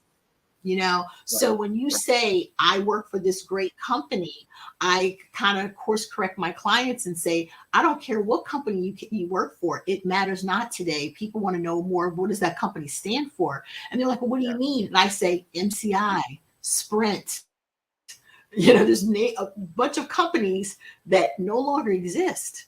So you can't go off of the fact that you work at Johnson & Johnson and you worked at IBM. They were number one back in the day, but tomorrow they could tell you tonight that Walmart closed. So now who are you? You know what I mean? So you have to make sure you're properly defining yourself and clearly having your messaging that I'm a person who does this, that brings this value, that happens to work for this great company. But if that great company doesn't work anymore and I have to go work at a smaller company, am I less than because I work for a smaller company? No, I've shown what I can do. I've shown my value proposition, and I'm working for a boutique company now. Word choice, not smaller, boutique. And I'm doing exactly that plus more with the engagement. So that's how you have to help define it for people so that they get the clear picture of what you said. I love what you gave the example yesterday about comparing who your ideal client, who you wanted to be your ideal client versus your own profile. And it didn't match up. Like you had a lot more work to do. That's what you have to do. You have to physically and pictorially show people that this is a different marketplace, that people are visual. And you forget we live in an information age. They say that, whether you're a recruiter, you're an executive buyer, that people have already done 67% of their homework on you before they ever talk to you. So they've already looked at your profile. They've gone to your platforms. They've read your content. They have a pretty good idea as to who they're going to be speaking to. And the last thing they do is call to speak with you and meet with you. Exactly. So it's the reverse of what it used to be. So they're able to eliminate so many people in that process because of the digital age. 100%. You have nailed it. And I want everybody to truly, and when I said that, I didn't say it tongue in cheek. Go back, re-listen to everything you just said. Evaluate that from where you are in your digital presence in your business. And before I let you go, Felicia, tell us how to contact you. Sure. I'm at FeliciaWardMarketing.com for my website, and on all platforms, LinkedIn, Instagram, at Felicia Ward Marketing. So you can find me there. And I also host a weekly marketing masterclass on Clubhouse in the Marketing Cafe. So I love giving back and providing those master classes to new entrepreneurs, and tell people that whether you have only a small amount of dollars or you are Fortune 500 company, that you still now have to do the mechanics and have the frameworks to implement what you need to do for your business. And it's never been a better time to be in business. Whether you're small, medium, or large, there's so many great tools that are out there. And, the digital age has democratized it for everyone, that everyone can get involved. 100%. Thank you so much for being on the Black Business Network. Genius is coming, and I'll see you on the other side.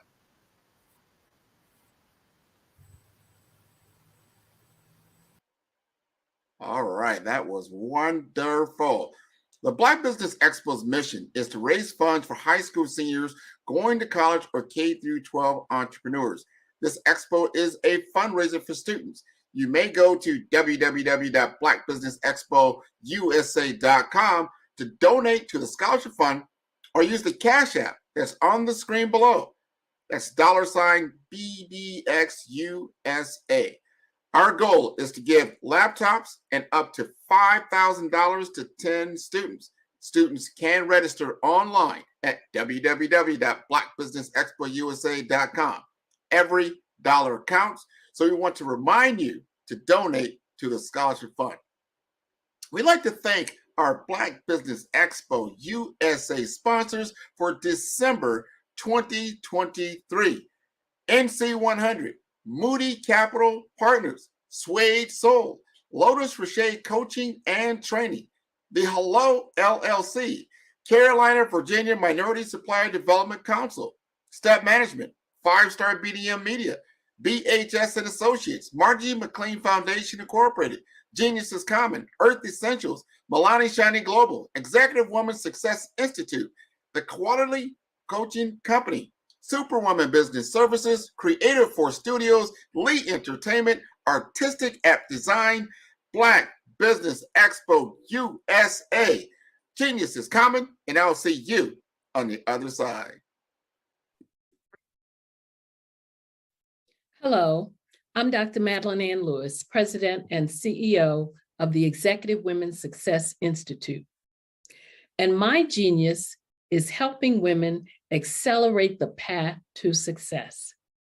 I was blessed to have strong women in my life who encouraged, motivated, and pushed me to do my best and to never even think about giving up on my dreams.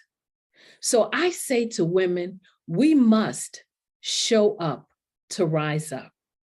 We have talents and potential, but who will see them if we don't speak up and get noticed? I know that women are a tremendous resource on this planet, and there is nothing more fulfilling than helping a woman tap into her full potential. I do this because I want to be a part of helping as many women as I can to show up, to rise up.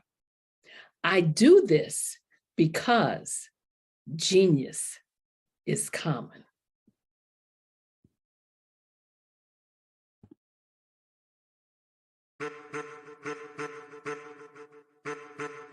I am a child of the Most High God. He has gifted me in ways that I could not even imagine and didn't know.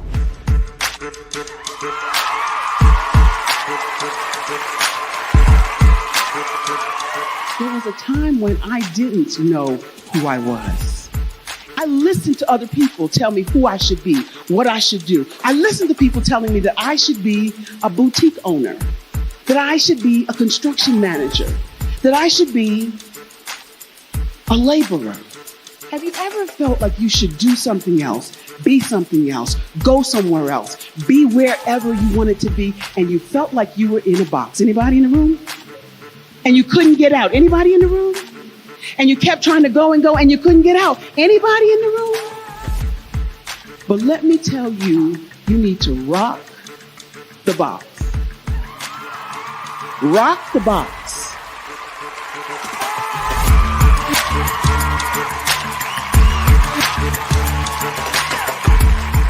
I am engaging, inspiring, and empowering.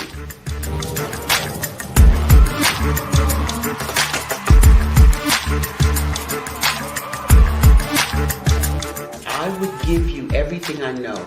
Just by touching you, if I could, by osmosis, give you every single thing I've learned, I've gone through, I know I would. We know that's not possible, but as it is possible, I love to share information with people. Some of you out there, people have told you that you can't be, you can't have, you can't do. But I will tell you, like Kingston said, you can, you must, and you will. If it's to be, it's going to be me. You got to say it.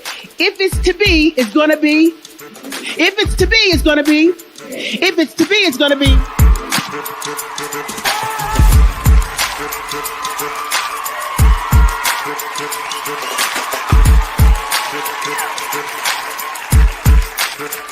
Barbara is because she believed what her mama said about her and not what other people told her. Every day you wake up, when you're in a situation, it's your choice whether it's an advantage or the disadvantage. She gained her confidence and her life, and now she is a testimony. If I can help you elevate yourself, then I feel like I'm elevating my own self as well. What you know and I know together can change the world.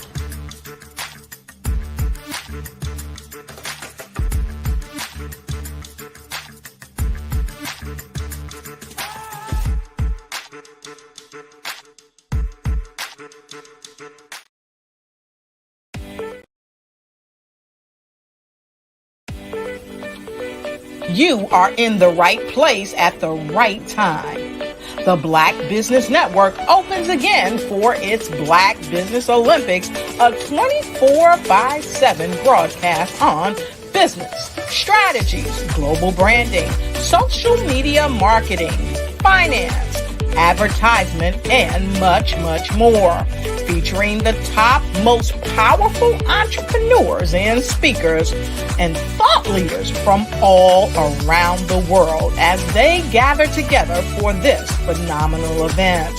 Join the Black Business Network streaming live into the metaverse, STEM City USA, Black Multiverse, Pod TV, Roku, Hulu, iHeartRadio, Apple TV, YouTube, TikTok, Instagram, Google Podcasts, Facebook, LinkedIn, IBM TV, Spotify, and Twitch. Tune in today and be a part of this amazing movement. The Black Business Olympics welcomes you.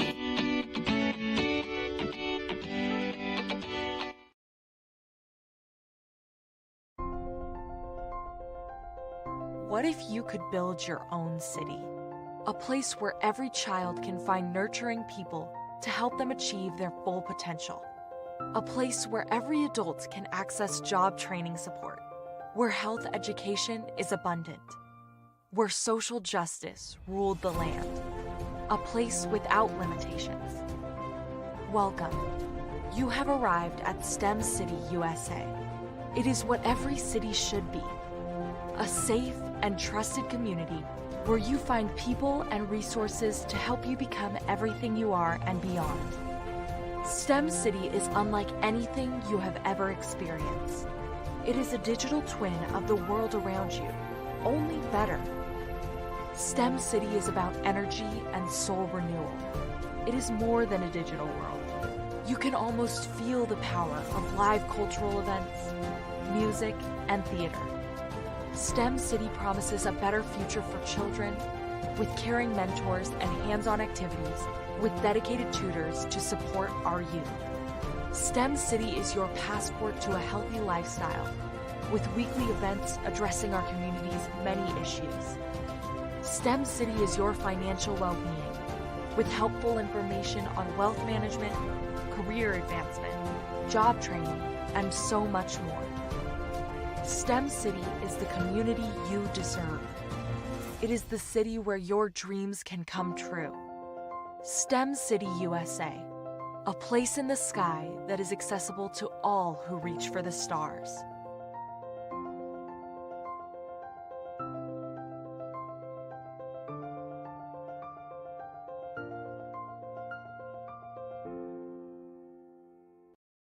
Content creators, welcome to Fave Unite TV. Hey, are you struggling with having your content stand out from the crowd? Or is it that you're overshadowed by others who have more resources, followers, and influence? The good news is wherever we are, you are too. We help you grow your online presence and optimize your visibility, which gets you closer to your audience so you can build trust and loyalty. By using the power of our network, we help you build yours.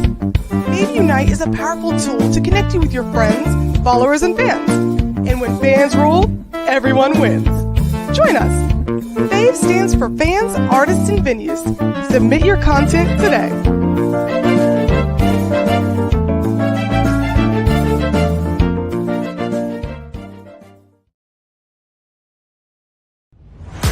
Social media is evolving. It's more vibrant, more colorful, more energetic, and so are you. It's not just photos anymore. It's video, it's audio, it's subscriptions. And now there's Fanbase, a new monetized social network.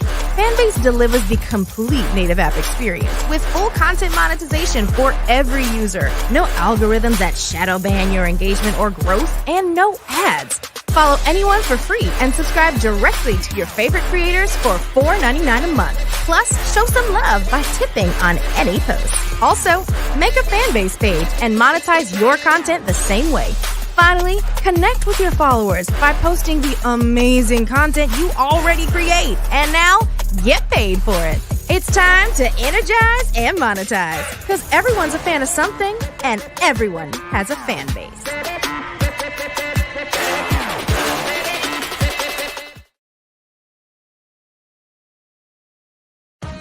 Are you an innovative entrepreneur or business owner ready to embrace the future of business transformation? The world is evolving at an unprecedented pace, and it's crucial to adapt and pivot towards success in this dynamic landscape. At the Hello LLC, we are dedicated to guiding you through this transformative journey, offering a comprehensive suite of services that extend beyond the metaverse and 3D immersive experiences. Our mission is to empower businesses and brands by assisting them in building, branding, systemizing, and automating their operations. We specialize in steering businesses from a two-dimensional existence to a thriving three-dimensional presence, where opportunities abound. We help businesses harness the power of technology to work smarter, not harder, enabling them to operate efficiently and stay ahead of the curve. Our diverse range of services includes: Our Biz in a Box is a complete business solution package designed to jumpstart your entrepreneurial journey. From strategic planning to digital infrastructure, we've got you covered. Your one app, one tap solution. Our Motion Work AI videos transform your brand storytelling with our cutting-edge AI-driven video production, captivating your audience like never before. Our 3D VR environments will step you into the future of immersive experiences. With our custom 3D virtual reality environments that engage and captivate your customers.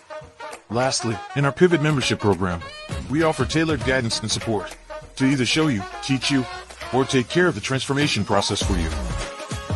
According to a 2023 study by Fundera, a staggering 28% of small businesses in the United States do not have an online presence. This statistic underscores the importance of embracing digital transformation. Having a website is more than just an online presence, it's a gateway to unlocking numerous benefits, including reaching a broader audience, showcasing your products or services, generating leads and sales, establishing trust, providing customer support, and maintaining competitiveness within your industry. The Hello LLC is committed to helping you excel in all these aspects of modern business, not just limited to the metaverse alone. Why should you choose the Hello LLC to navigate this transformational journey? By partnering with us and harnessing cutting-edge technology, you can provide immersive experiences for your customers, expand your global reach, reduce operational costs, and enhance brand recognition, all while working with a company that holds integrity in high regard. Our commitment to ethical and principled business practices ensures that your journey towards success is not only innovative, it is also firmly rooted in trust and transparency. Don't wait. Take the first step towards a brighter business future. Contact us today to explore how we can support you in developing a remarkable digital presence and immersive experience that will leave a lasting impression.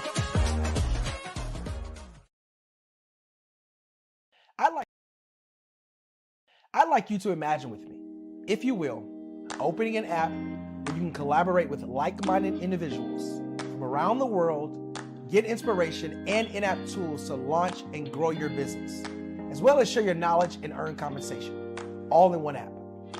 Well, the name of that app is Truso, short for Truly Social.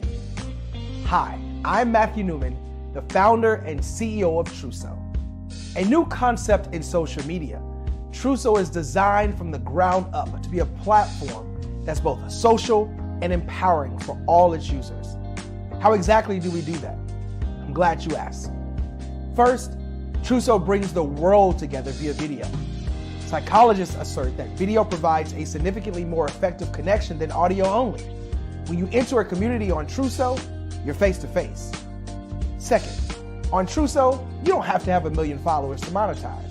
Our business model allows all hosts and moderators to monetize, no matter the size of your following, by 1, producing fee-based content, and 2, inviting others to join the platform as subscribers.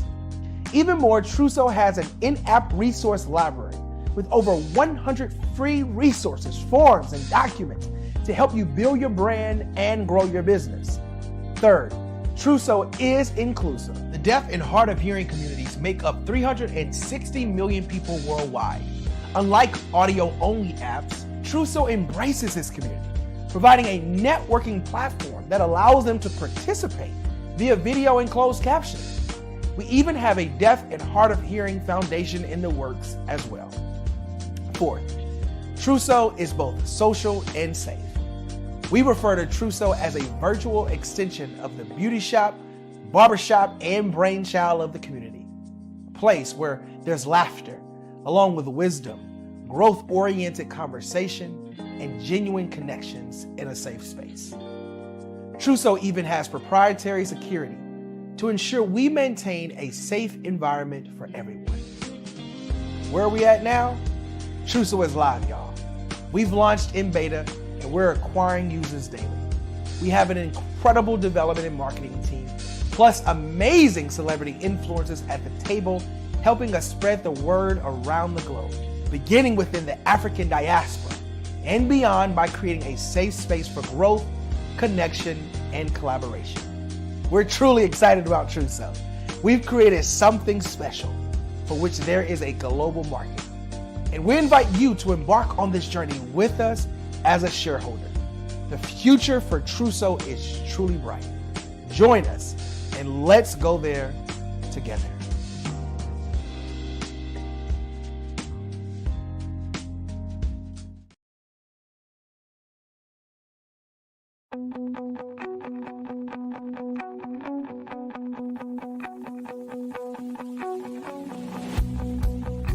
I am Black Business. From the moment I wake until the time I sleep.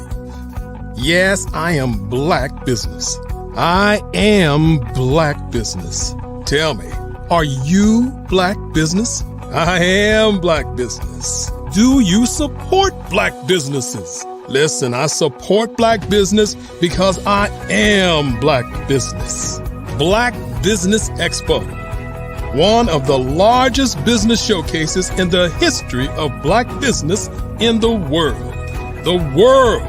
Sign up today at www.blackbusinessexpousa.com or call 919-308-9090. I am Black Business.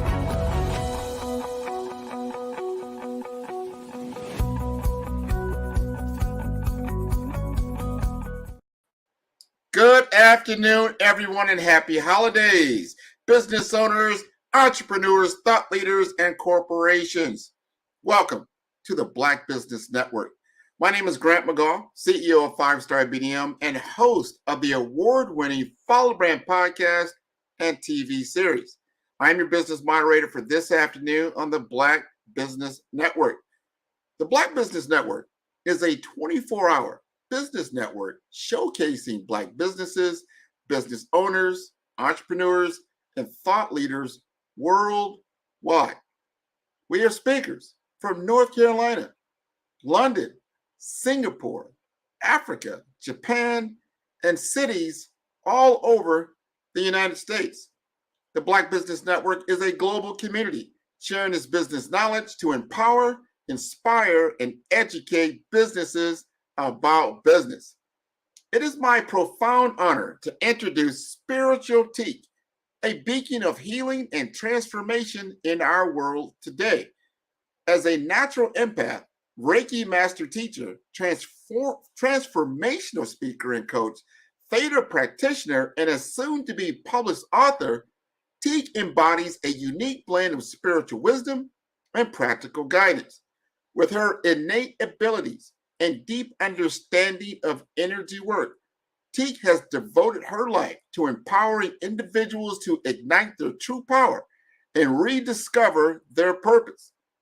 Her journey as a rising galactic star seed has been dedicated to supporting others in their quest for self-realization and healing. Teak's mission is vast yet focused to impact 1 billion lives through her healing work and inspirational content. Her influence extends across global platforms, touching millions with her profound insights and transformative teachings. With over 2 decades of experience in nurturing the mental, physical, and energy bodies, Teak has been a guiding light for those seeking change and growth. Her mother's words ring true. Teak has indeed been ready from birth to guide others in rediscovering their truths and unlocking their full potential. Please join me in welcoming Spiritual Teak, a visionary leader whose work not only enlightens, but also elevates the human spirit. I give you Spiritual Teak. Oh, Grant, you can bring me on stage anytime. Thank you, beautiful soul. I was just sitting here buzzing. I was saying, oh, okay, Grant. That is all you. I love doing that. That is beautiful. Thank you for joining us. Thank you for your energy and your wonderful spirit. You know, it's a connection, isn't it? So yes. you brought the energy, and then I'm here to join you in this platform so we can see we can share with our people. Yes. We've got to get to know you. This is a perfect time to talk about these things. A lot of people are trying to find themselves, trying to get their purpose, their why. Why am I here? So tell us, what started you on your journey to start this healing work? Well, you know what, Grant? I always start, whenever someone asks me that question, right? I always laugh first because I feel like I got born and I came out my mama's womb going, oh yeah, I'm back here again to do this. I remember. It's the realization that, I'm going to start like this and say this. When it's starting on my journey, I knew when I incarnated that I was back here to do something really, really profound to help people. And so my nickname used to be Talking. Well, maybe it still is Talking Tika, if you ask my mama. But, and that is because at a very young age, I was going up to people to tell them their truth.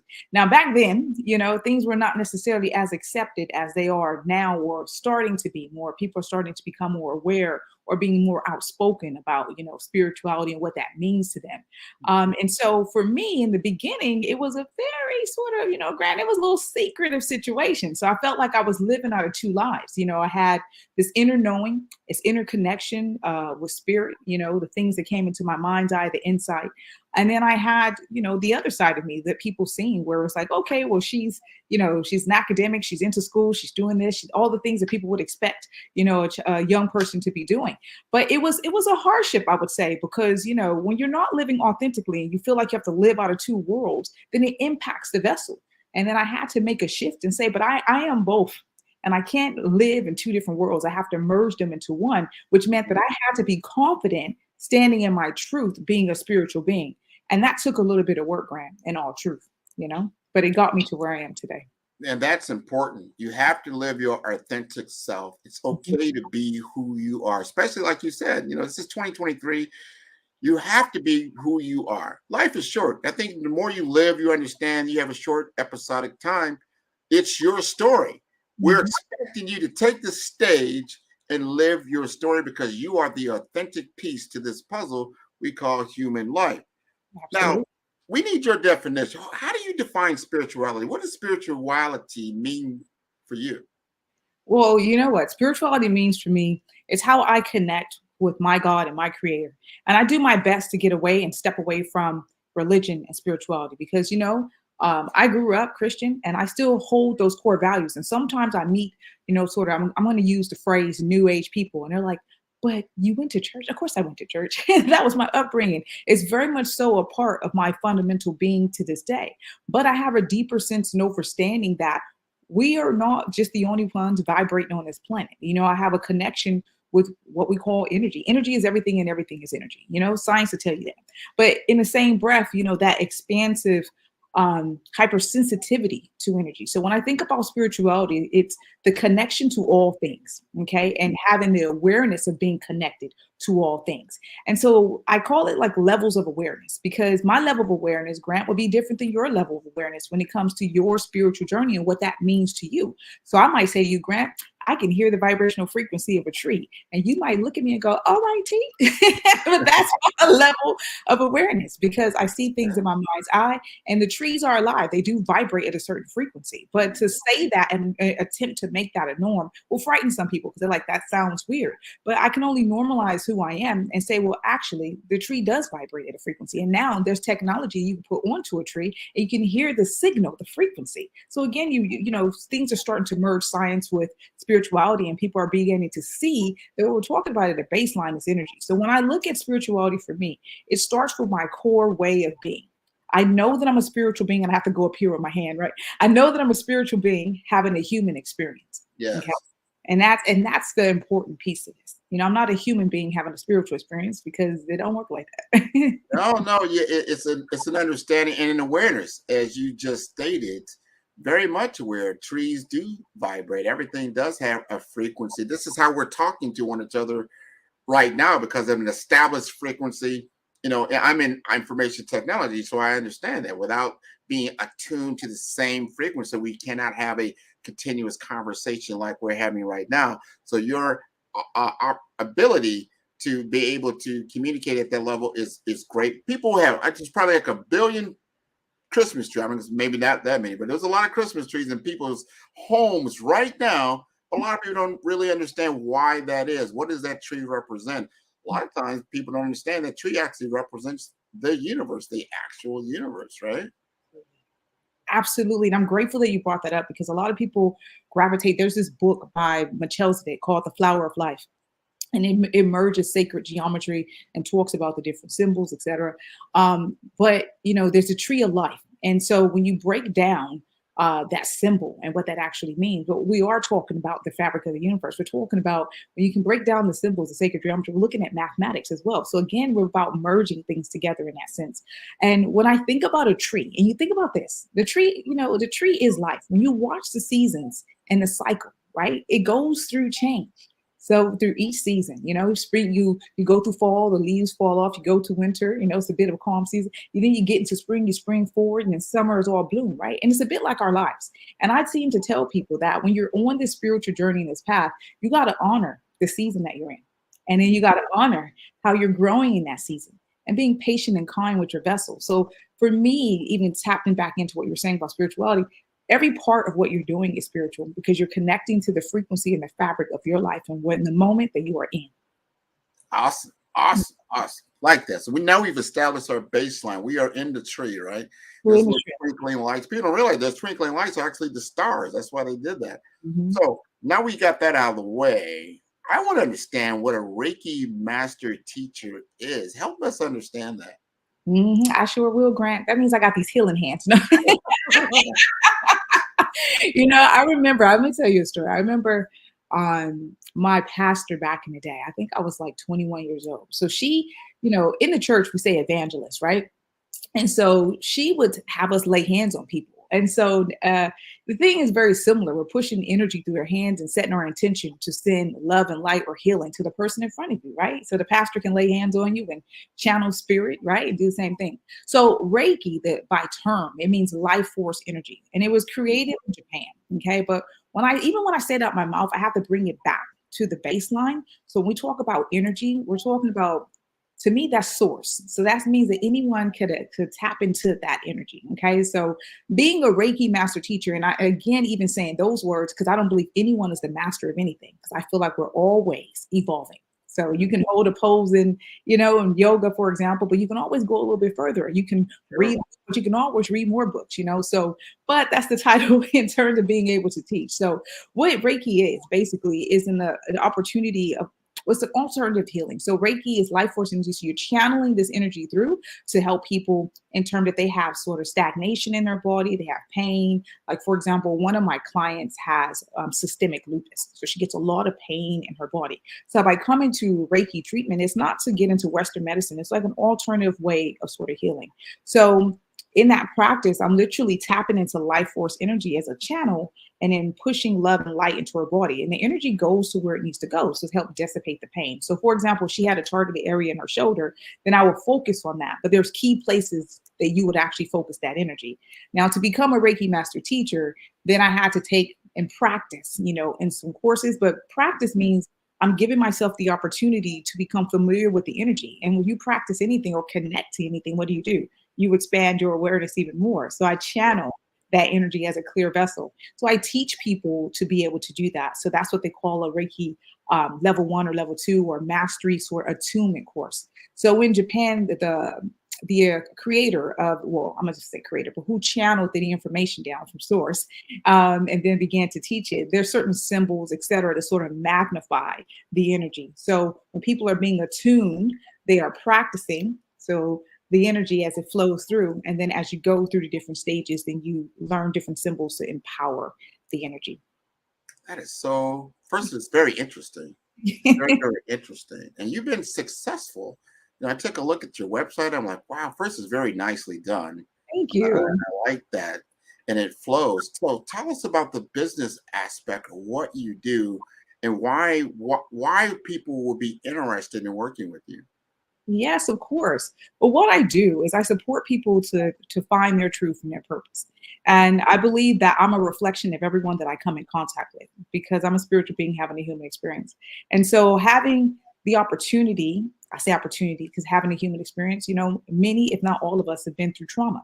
So having a deep sense and understanding of trauma and energy, then I look at where things are lodged in the body. So there, the body is an amazing vessel. It holds things. It remembers things, right? So you remember cell memory, muscle memory. You understand? So energy is stored. You go through a traumatic event, for example, it stores in the body. But that energy over time causes stagnation, and it can create what I like to separate and say dis-ease or discomfort in the body, or stagnate the mind from you living out your truth. So it's important that people start to dissect and dig into whatever it is that's happening to their life. And see, that's where I come in. So where their legs are weak, mine are strong. And I say, I got you. And we can do this together. No, I like that. I like that. So you're okay. I'm getting a better understanding, So I want to know, like, if it were me, if you were going to talk to me and I'm beginning my spiritual journey, how would you get me prepared? How would you go through an assessment, or what is that beginning step that needs to take place? Well, yeah, it all depends. So one of my biggest things is, well, first of all, I got to be clear, Grant. I don't necessarily work with everyone because everyone's not necessarily ready for their healing journey, right? Yeah. So the first thing that I would do is I'll say, Grant, let's have a consultation. Okay. So what that consultation is you giving me the opportunity to come into your space. Now, I said I'm hypersensitive to energy. That means that I can feel energy in or around the body. So that's you trust in the process as well. So I don't dive into people, I have clients all over the world. So I'm not going to say, any sort of religion belief. I just ask the individual, whoever you believe in, whoever your God and your creator, that's where your faith base comes in. Because I know that source energy It doesn't matter who you are, what walk of life, where you come from. We're all tapping into the same thing, but I like to meet people where they are in that sense. Okay. And so this consultation gives me an opportunity, just like we're kind of here, like on this platform, where I'm able to then get your permission to come into your space, because that's important. Let's say that, people who are on these spiritual journeys are going to different people to seek sort of advice or healing. It's important to me to ask permission, because you shouldn't just go into someone's energy without their permission. Okay. So I just need to flatline that, right? Yeah. I would ask your permission. And then, I like to call it a cycle of breath. So I'll go into myself and breathe, and then go into higher levels of consciousness here. And then come into your space and just see, like, what are we going to dig deep in to see what it is that you want to shift and change, and maybe what are you ready for? So the consultation can open up. Usually, one of my team always say, "T, you make people cry." I'm like, I don't mean to make people cry, but what happens is that there is the vulnerability, the safeness to be vulnerable about whatever it is that's happened, because my vessel is emitting a frequency of safety. You understand what I mean? So when that comes up, then I share it. Well, you start to say certain things, but I hear. Say you say to me, Teak, I want to elevate and achieve another sort of higher position in a role or something like that. So what I'm hearing from you is the limiting beliefs that's in the subconscious brain. So remember, I've been talking about frequency and vibration. So you can say a statement, but then it'll hit my ear slightly different. So I might hear what's behind it. Okay. So the fears that might be behind it, the limiting beliefs that might be behind it, the past traumas that might be behind it. So then it leads me to ask you a different question that opens up sort of Pandora's box. We get to the core. When I get to the core, then I can sort of dissect, okay, what will be beneficial for your vessel now?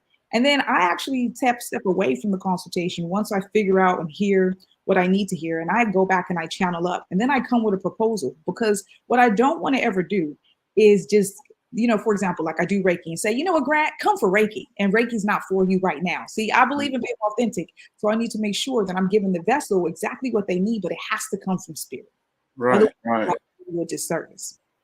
This is interesting. I notice, like I said, different levels of awareness. There's different cultural differences in people. Do you find, like, working with someone that's in Asia or the South Pacific or Africa, as opposed to someone of American background and more Christian based, you see this different? How do you work with all these different types of personalities? Yeah, I think, you know what, Grant, good question. The thing is I work with the energy of the spirit. Okay. So whatever you have done on your human experience, or whatever you're tapped into, I look at your spirit and where you are, how your spirit is elevating because I truly believe that your soul came here to learn. Okay. And so often I can show someone a pattern that they have been repeating in their life when they come to me and have a conversation. And you hear sometimes people say, I don't know why I keep experiencing this. Well, the soul actually haven't learned that lesson yet. And if we want to elevate and move past that, then we got to dig into the core of why that's happening. So all the noise around religion or culture and background, I move past that, because I'm looking at what's happening with you as the individual. What are you actually attracting into your life, and how we move that? Like I have some cancer patients. Okay. So now, without getting too deep, I just want to give an example, because we're talking about energy and frequency, right? And that you were speaking about from technology standpoint. So, but if dis-ease holds a certain vibration, that means if you can start raising the vibration, then you can create change. So, for example, I have a cancer patient who has tumors in her breast. Okay, now, when it comes to the breast, it's about nurturement, okay? Self-care and self-love. So in the consultation, when I started to hear the conversations, I'm like, oh, okay. Do you have resentment, anger, disappointment, right? So these things start coming up. As I say that, emotion evoked, because the body has been holding that tight energy there, right? So when we have all of these different frequencies, and some of them of a lower vibration, then you're going to do what? You're going to create inflammation in the body, okay? You can eat certain foods that will contribute to the tumor growing. So I look at the mind, body, and so I look at everything holistically. So, again, it's not working necessarily with the cultural aspect. I respect it, because some people come, for example, like African spirituality, to be full, Grant, I don't practice any sort of religion in that way. I keep it to source and spiritual energy, because I think it complicates matters. But I honor and respect if someone does, for example, practice African spirituality. But because I'm not versed in that, I'll ask them, what do you do and what feels comfortable for you? but then I'll share my experiences. I've traveled quite a bit. I'll share my experience and my knowledge in that, but keep them where they, in the plane of sort of where we need to be in terms of their healing journey, because that can be a distraction to what the root cause is. Do you understand? No, I understand it, because everyone, people speak different languages, people have different cultural experiences, and just getting a base understanding of how they interpret certain things. I think it's so important, especially when you're dealing with something that they're not very familiar with. I think it's natural to like go from the known to an unknown. Well, I'm not sure. So then you will imagine how things may be or may not be. So then you're in that world of a delusion or an illusion, or so you got to set that the level set. This is the expectation that we're going to work with. So then it gives them a level of understanding. Am I making sense? Absolutely, making perfect sense. And that's about what it is. Because going back to the statement, levels of awareness, I have to meet you where you are. Because first of all, I have to teach you something, right? I have to teach you to start becoming familiar with energy. Okay. And that's number one, because if I can't expand your level of awareness, some of the things that I might say to you, it might, like you said, it might sound foreign. It might feel like, oh, I don't know about that. But I start with your breath, because breath is life. And when I teach people how to breathe and become aware of their breath, then we can talk about their trauma, right? We can get into the psychology of it and say, well, look, for those people who have been in fight or flight for most of their life because of certain traumas, et cetera, it lives here, the throat chakra, the heart. I say breathe, and they're like up here. And I'm like, well, no, I want you to breathe in your diaphragm, But that is a learned behavior through the traumas. They're ready to go, you know what I mean, at all times. I have to unlearn that first. So I wouldn't just dive into the things that come into my mind now. I wouldn't start sharing in depthness, because I need to, in essence, train them up to the feeling and the awareness so they can feel safe and secure. Because at the end of the day, they're trusting me to support them through that journey. Is it possible that you could give us just a couple of minutes of just to help people with a breathing exercise? There's a lot. Everyone knows around the holiday time, there's stress, there's financial stress, there's family pressures, there's all this stuff. Give us just if you don't mind, is that possible to do? Just a couple of minutes. It's very possible, Grant. And you know what? Why I'm smiling so big is because I went upstairs before this segment, and Spirit said, grab one of your sound bowls. And I was like, yeah, that sounds good. I'm gonna bring it on the show. So that's exactly what I did. Nice. So there's no accidents to this sort of conversation. Yeah. But let me explain this for a moment, because you see this beautiful golden baby here. So I became a sound therapist when I spent some time in Nepal. Okay. And I'm one person that if I'm going to do something, excuse me, that I like to go to where it originates from. So when I started working with sound bowls, and specifically this is a Tibetan sound bowl, and it is handmade. And I only work, it's already vibrating. I only work with handmade because it holds different metals in the body. I'm combining my words. It holds different metals in the bowl, but the metals that it holds in the bowl are equal to some of the metals we hold in the body. That's what I want to say. So I get excited because this is my excitement there. Yeah. But when it vibrates, it sends a frequency, right? So we've been talking about energy and stagnation. So for example, when I do a sound session for someone, okay, I can do a number of things. I can put these bowls around the body to help with stagnation energy. So when I say stagnation, I feel like energy is stuck like a little knot.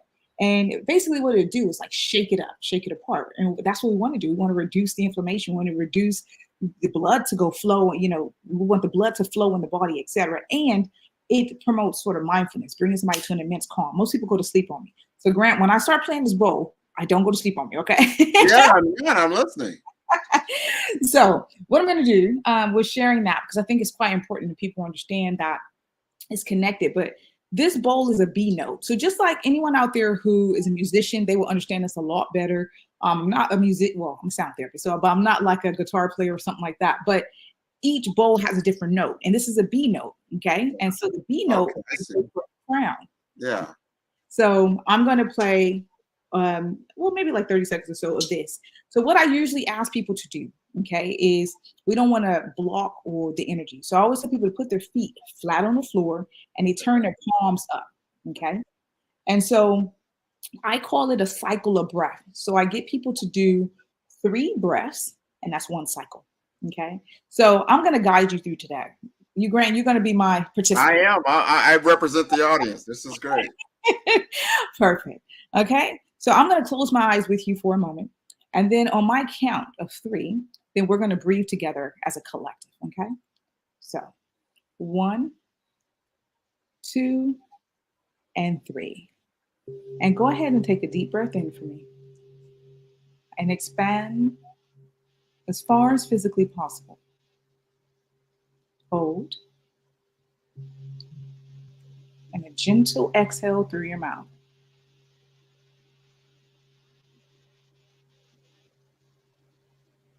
We're going to do that 2 more times. Inhale. I'm going to say divine white light and healing energy. And then hold that vibration for me. Now slowly exhale through your mouth.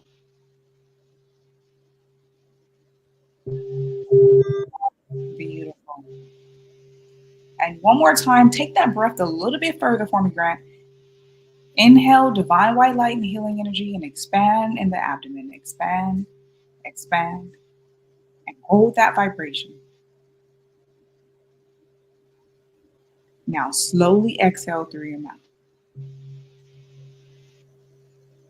Allow your breath to go back to a normal rhythm of breathing. And just listen to the sound of my voice and the sound of this bowl.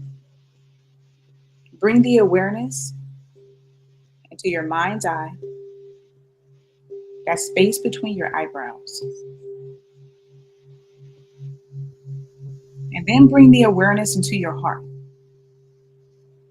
And I want you for one moment to imagine that there's a flicker of light. Allow that light to expand and let it expand throughout the body. Just focus on the light.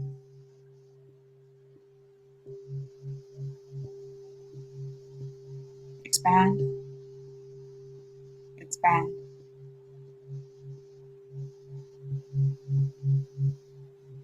Beautiful.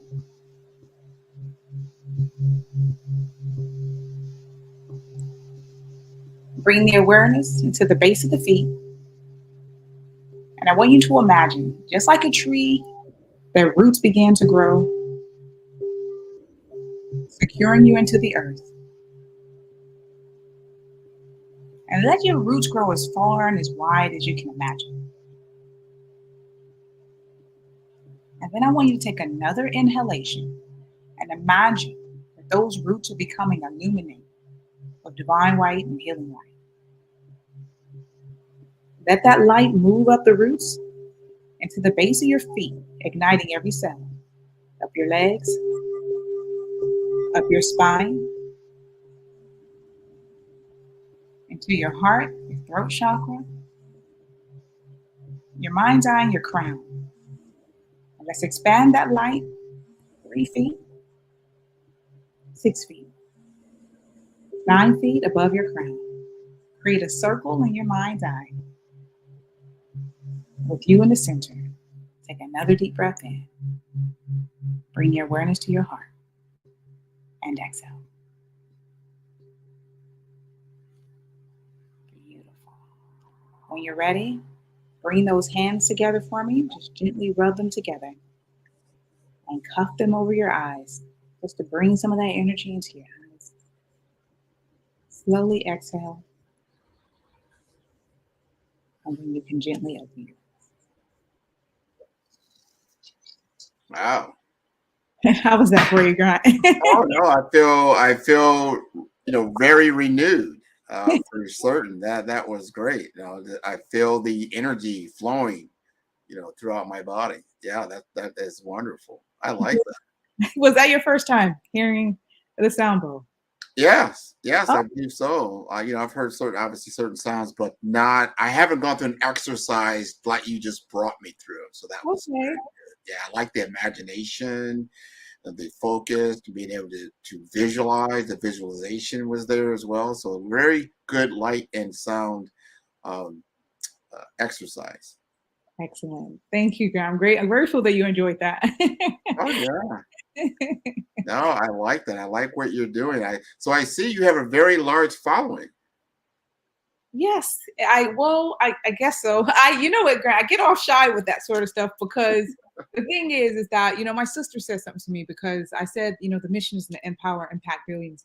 And I remember on TikTok when my videos were being seen by, tens of thousands of people. My sister was like, she's like, sis, you already impacted millions.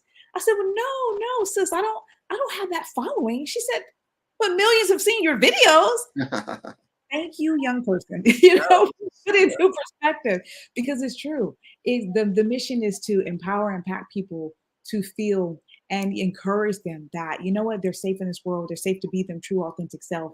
And they need to step into themselves mindfully so they can see things clearly. But, that spirit is pushing me a different way, Grant. And so I never wanted to be on social media. I'm telling you, I didn't want to be seen in that way. But I'm grateful because the messages that I receive from heart, especially when I do prayers, it brings me to tears sometimes because that is authentic energy. And that is, I'm going to use the word God saying to me, Teak, remember when I told you you need to do this and this? I'm like, I am listening to you. Okay, thank you. So it's great. It's very good. We need positive energy. We need positive role models. We need positivity of itself, especially in our social media realms. I think now we're starting to mature. People got into the social media world doing a lot of vanity, human vanity on steroids. But now they're realizing, you know what, we can do a lot more with this than just show our vanity. We can show a lot of wisdom, knowledge, share our expertise. It's all about how we utilize the tool. And you brought up something earlier that I really liked is like what you focus on is what comes into your life. Right? So I think you're bringing forth a lot of positive focus, just like now. I think a lot of people probably tune into the show and they're expecting a lot, business, and then they see like, wow, you know what? That was actually healing. That was something I wasn't expecting, and I felt better for it. And I want to thank you around that. So we've got a few minutes here, Spiritual Teak. Tell us more about, especially when it comes to, you had mentioned something around some testimonials. Do you have other, like, how have you helped other people? How have they just been touched by what you've done? Well, you know what? Thank you for asking that, Grant. I do things in a number of ways. So, I speak at different events, and I show and teach people how to dive into their energy, a bit like what I just shared with you, but on a deeper level. I host retreats. So I've been hosting retreats for the Divine Feminine for a few years now. And I launched my first one for men this year because I'm realizing that there's a lot of people out there focusing on Divine Feminine, and we need to focus on Divine Masculine as well. And so I support people on a deeper journey through retreats because I have more time with them. I do one-to-ones and a lot of transformational work. I do that coaching element to where I can speak to them one-to-one and support them on their journey or whatever part of their journey that they're on. So I feel like with me it's limitless. I host events in the community. I'm about to collaborate with some beautiful twin sisters where they have a soap making business. And I said, you know what? Let's do something mindful. Let me add some, a bit of sound. I was at the Om Yoga Show, which is a major event here in England. And I realized that people were longing for that connection. So I had I don't even know, like 70 to 100 people in this little space, people trying to crawl in just to get the sounds. And I said, you know what? It was love. So when you ask me, what do I offer? I offer love, Grant. I offer my heart. I offer my authenticity. And I think that is infectious. And that is what brings about change when I hear back from these beautiful souls, because, they're pouring back into me when they give me their testimonial and telling me. But I always say to them, I'm the vessel to support you on this journey. This is bigger. We're part of the collective consciousness, and I'm doing my role to ensure that you turn on your light so that you can affect somebody else. So to me, no, turning on the light, man. We're turning on the light today. This is about Black business and the culture. This is what the day is dedicated for. Perfect timing, as I would say. Did I hear you say you're in England? Is that what I heard? Yeah, I live in London. Yeah. Wow. It's kind of, what is it, like around 8, 9 o'clock in the evening in London? It's about to be 8 p.m. Yeah, in about 10 minutes. Yeah. This is beautiful. So we get to share this global experience with Spiritual Teak on this show. This is wonderful. This is how we share culture in a lot of different areas, and I'm glad you're doing what you're doing. We've got about 5 minutes left here, and you've talked about a number of different things, but I'm probably missing something that's probably itching for you that you want to bring to our audience. This is such a special time of the year. We just passed the winter solstice. Yeah. You know, people don't realize what does that mean? That's when we don't have as much light on our little planet here that we normally do in the spring solstice. And I think that's what brings us to that fine focus. Where talk to us more about what we probably need to hear about during this time. Well, you know what? Thank you again. I always say thank you because I just need to give gratitude because I want people to understand something important too about, well, the solstice or the equinox. Because ironically, and it's not ironic, when I host my retreats, they're during the specific times. So I host my feminine retreat during the equinox, and I hosted my masculine retreat during the summer solstice. And it's purposeful because, you know, the earth is alive, it's vibrating at a certain frequency as well, right? So when we become more aware about the energy of who we are, but the energy of the land, and starting to realize that it's all connected. So how you may feel when the moon is in a certain place, etc. But, you know, this month in general, and the energy around for me that I've been teaching people that's been coming up is about completing cycles. Okay. So we're in December, and the solstice, is about, you know, that shorter time of reflecting. But equally, what I've said to people is this: I need you to start looking at your patterns of behavior. Think about this year in this time. And, you know, really, we say year, but the next day is the new year, but it's a new moment, isn't it? So we really should get our mindset away from these sort of little chunks of things and go, what can I do in the moment? So in this moment, what I would like for people to sort of take away from that is you can change the next moment. But if you're living in the past in your frequency and you're focused on what's happening in the future and not necessarily right here, then what you're doing is you're doing yourself a disservice because the energy inside of the body is creating things that you may not want to attract. So I want people to start looking at those patterns of behavior. I want them to start going deeper inside and saying, well, what can I do to change? As we're in this winter season, what is it that I want to shift for myself? Am I happy with those patterns that I've been having? And are they giving me the same result? Do I want that result? And if the answer is they want that result, then keep on doing what you're doing. But most people are going to say they don't want that result. So that means you need to pivot. And a pivot could be something as simple as starting a mindfulness journey where you focus on breath. And I don't go any further past that than tell someone to start focusing on their breath, because the breath and consistent practice of a conscious breath leads to a clearer mind, which slows down the anxiety and everything else that comes along with the stresses of living in this life. And then when they do that, they can start seeing things more clearly. And we can start to shift those patterns. So for me, this hibernation season is really about reflecting into self, loving on yourself a little bit harder, knowing that it's okay to put yourself first, and making sure you're making choices that is for your highest and greatest good. Oh man, great wisdom, great insight, getting to the path forward in 2024. Do you have some upcoming events? I think you kind of alluded to that. Do you have some specific dates that people can tune into? I do. You know what? People can tap onto my website. Well, everything is Spiritualtique. So they can find me on TikTok, Instagram. My retreat page is on Instagram as well. But I have an upcoming one-day virtual womb retreat. And so that's a conversation that dives deep into women becoming in tune with the energy in their womb and what gets stored. A lot of women have, or things have been created like fibroids, et cetera, et cetera. So we get into the root of this, sort of how this was creating the energy to sort of releasing that. So I got the womb retreat happening. I have a collaborative event for people that are in London with the ladies who are making soaps. I'm doing some mindfulness and rounds of sound bowls. I have Spirit has launched on me to do what I call spring fellowship. So in April, I'm taking to the streets. And I'm going to be laying hands on people, Grant. So basically just doing community work and inviting people to come out. And like I explained to you about Reiki, putting hands on them if they are open to it, and just fellowshipping in that sense. My retreats, I have Portugal on the list this year. I'm taking people to Nepal. England and Cumbria is still there. It's my signature retreat.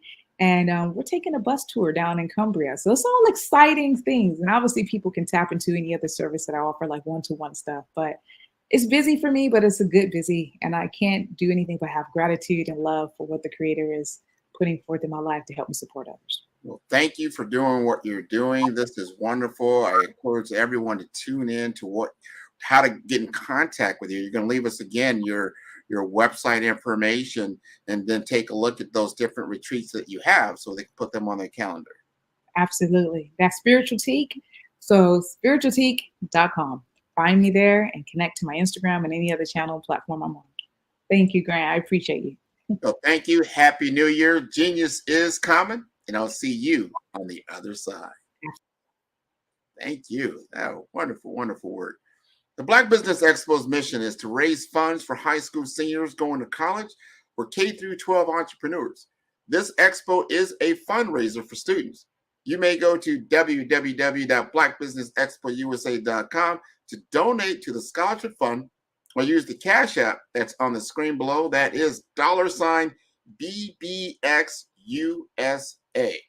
Our goal is to give laptops and up to $5,000 to 10 students. Students can register online at www.blackbusinessexpousa.com. Every dollar counts. So we want to remind you to donate to the scholarship fund.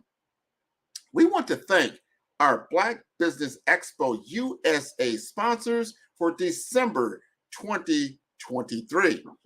NC100, Moody Capital Partners, Suede Soul, Lotus for Shade Coaching and Training, the Hello LLC, Carolina, Virginia Minority Supplier Development Council, Step Management, Firestar BDM, BHS and Associates, Margie McLean Foundation, Genius is Common, Earth Essentials, Milani Shani Global, Executive Woman Success Institute, The Quality Coaching Company, Superwoman Business Services, Creative Force Studios, Lee Entertainment, Artistic App Design, Black Business Expo USA. Genius is Common, and I'll see you on the other side.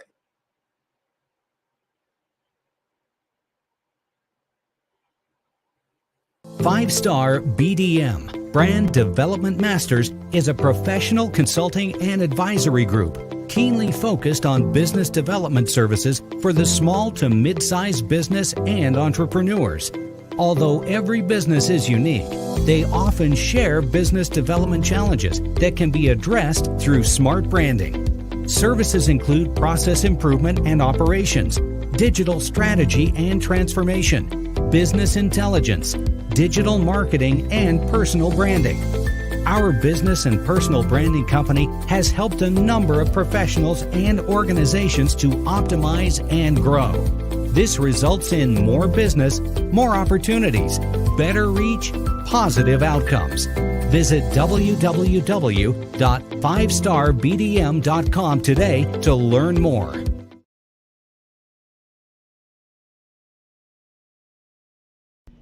Why do I do it? Phenomenal Tanya T. Wise, who is here from the great state of Maryland. Tanya, welcome and thank you for being with us today. Can you indulge our audience a little bit and tell them just a little bit more about who you are and what it is that you do? Well, I love being able to talk to people and have a magnetic attitude, being able to just show them. So I always like to say, level up is Coach at Tanya T. Wise here.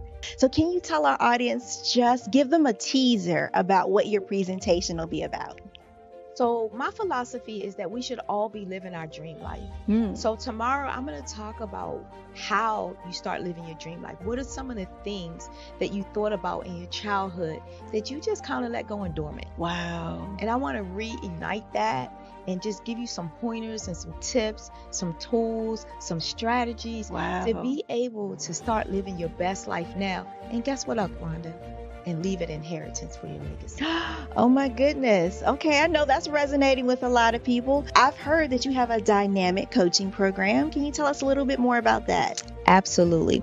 So our coaching program help people that have the lack of time, that lack strategies, and lack the confidence to go after their dream life. So we help them implement tools, we help them implement strategies, as well as give them resources so that they can live their best life now and leave that inheritance. Wow. Oh, I love that. I love the leave the inheritance part.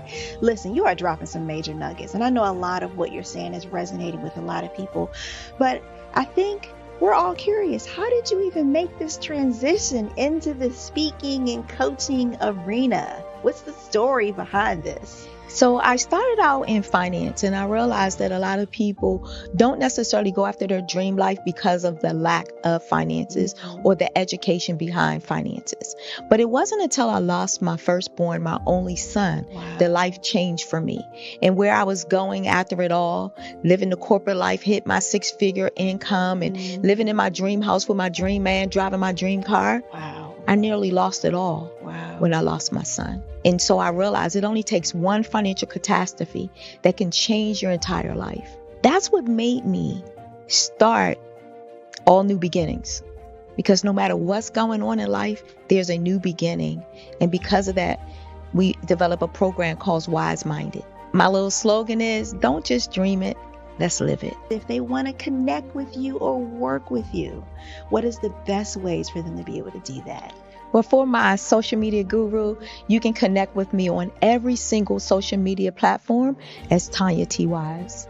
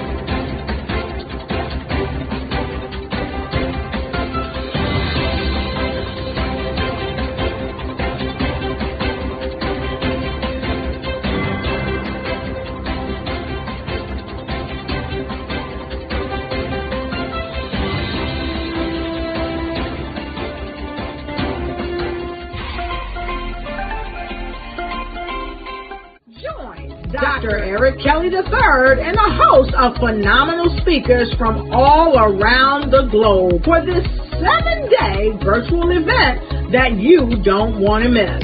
The mission of the Black Business Expo is to raise scholarship money from kids all the way from high school, all the way from college. The Black Business Olympics is one of the largest Black business showcases in the world. It is an opportunity for businesses and companies to showcase their businesses globally. We are going to be giving away laptops up to $5,000 away to students.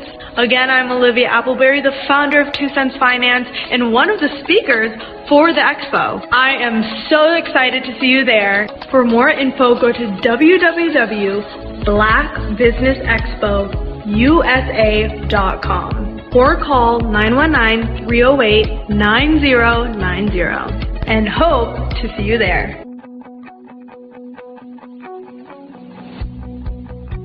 I am Black Business. From the moment I wake until the time I sleep. Yes, I am Black Business. I am Black Business. Tell me, are you Black Business? I am Black Business. Do you support Black businesses? Listen, I support Black business because I am Black Business. Black Business Expo, one of the largest business showcases in the history of Black business in the world. The world! Sign up today at www.blackbusinessexpousa.com or call 919-308-9090. I am Black Business. I am Black Business. From the moment I wake until the time I sleep, I am Black Business. I am Black Business.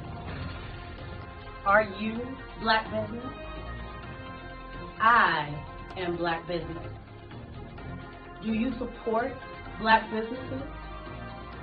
I support Black business because I am Black Business. Black Business Expo, one of the largest business showcases in the history of Black America in North Carolina. Join Dr. Eric Kelly III and a host of phenomenal speakers from all around the globe for this 7-day virtual event that you don't want to miss. The mission of the Black Business Expo is to raise scholarship money from kids all the way from high school, all the way from college. The Black Business Olympics is one of the largest Black business showcases in the world. It is an opportunity for businesses and companies to showcase their businesses globally. We are going to be giving away laptops up to $5,000 away to students. Again, I'm Olivia Appleberry, the founder of 2 Cents Finance and one of the speakers for the expo. I am so excited to see you there. For more info, go to www.blackbusinessexpousa.com or call 919-308-9090 and hope to see you there. I am Black Business. From the moment I wake until the time I sleep. Yes, I am Black Business. I am Black Business. Tell me, are you Black Business? I am Black Business. Do you support Black businesses? Listen, I support Black business because I am Black Business. Black Business Expo, one of the largest business showcases in the history of Black business in the world.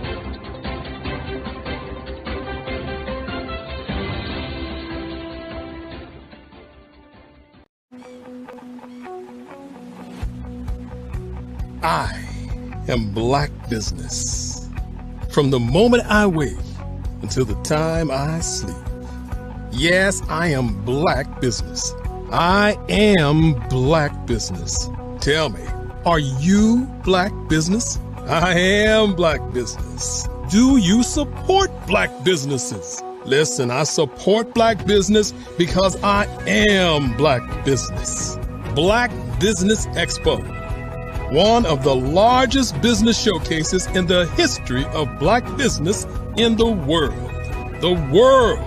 Sign up today at www.blackbusinessexpousa.com or call 919-308-9090. I am Black Business.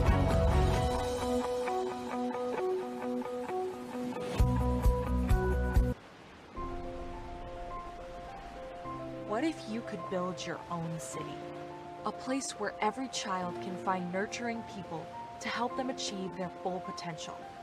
A place where every adult can access job training support, where health education is abundant, where social justice ruled the land. A place without limitations. Welcome.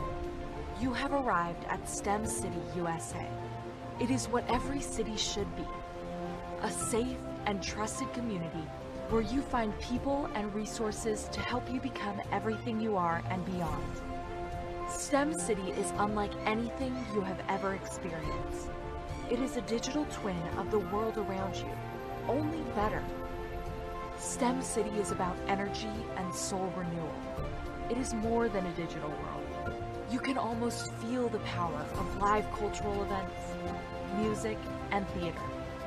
STEM City promises a better future for children, with caring mentors and hands-on activities, with dedicated tutors to support our youth. STEM City is your passport to a healthy lifestyle, with weekly events addressing our community's many issues. STEM City is your financial well-being, with helpful information on wealth management, career advancement, job training, and so much more. STEM City is the community you deserve. It is the city where your dreams can come true. STEM City USA, a place in the sky that is accessible to all who reach for the stars.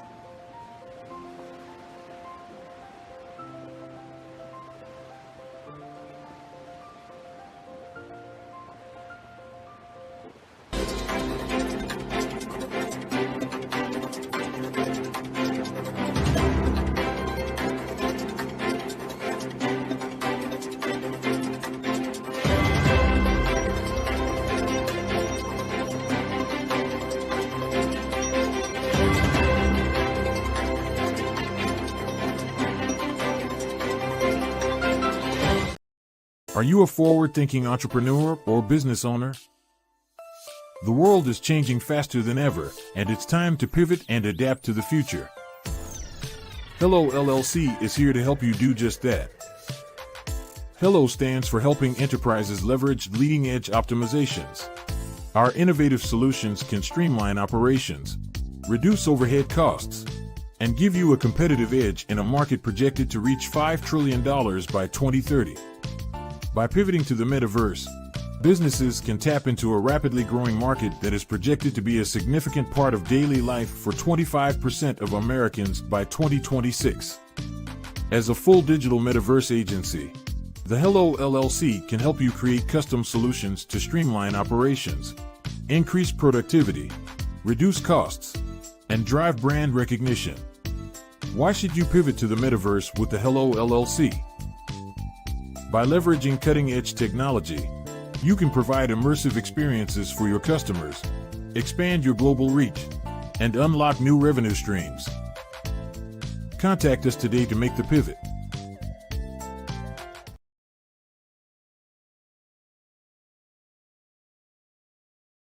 Sometimes you got to hear the news from the Black perspective, and more specifically, Black publishers. And that's exactly why you have to download the HeyTie app, the largest mobile app delivering breaking news, videos, and podcasts from 200 of your favorite Black publishers. Yes, 200 Black publishers delivering news as it happens, literally all in one app. Go to HAYTI.com or download the app in the Google Play Store or Apple App Store. It's completely free, along with information that you can trust, so go check them out.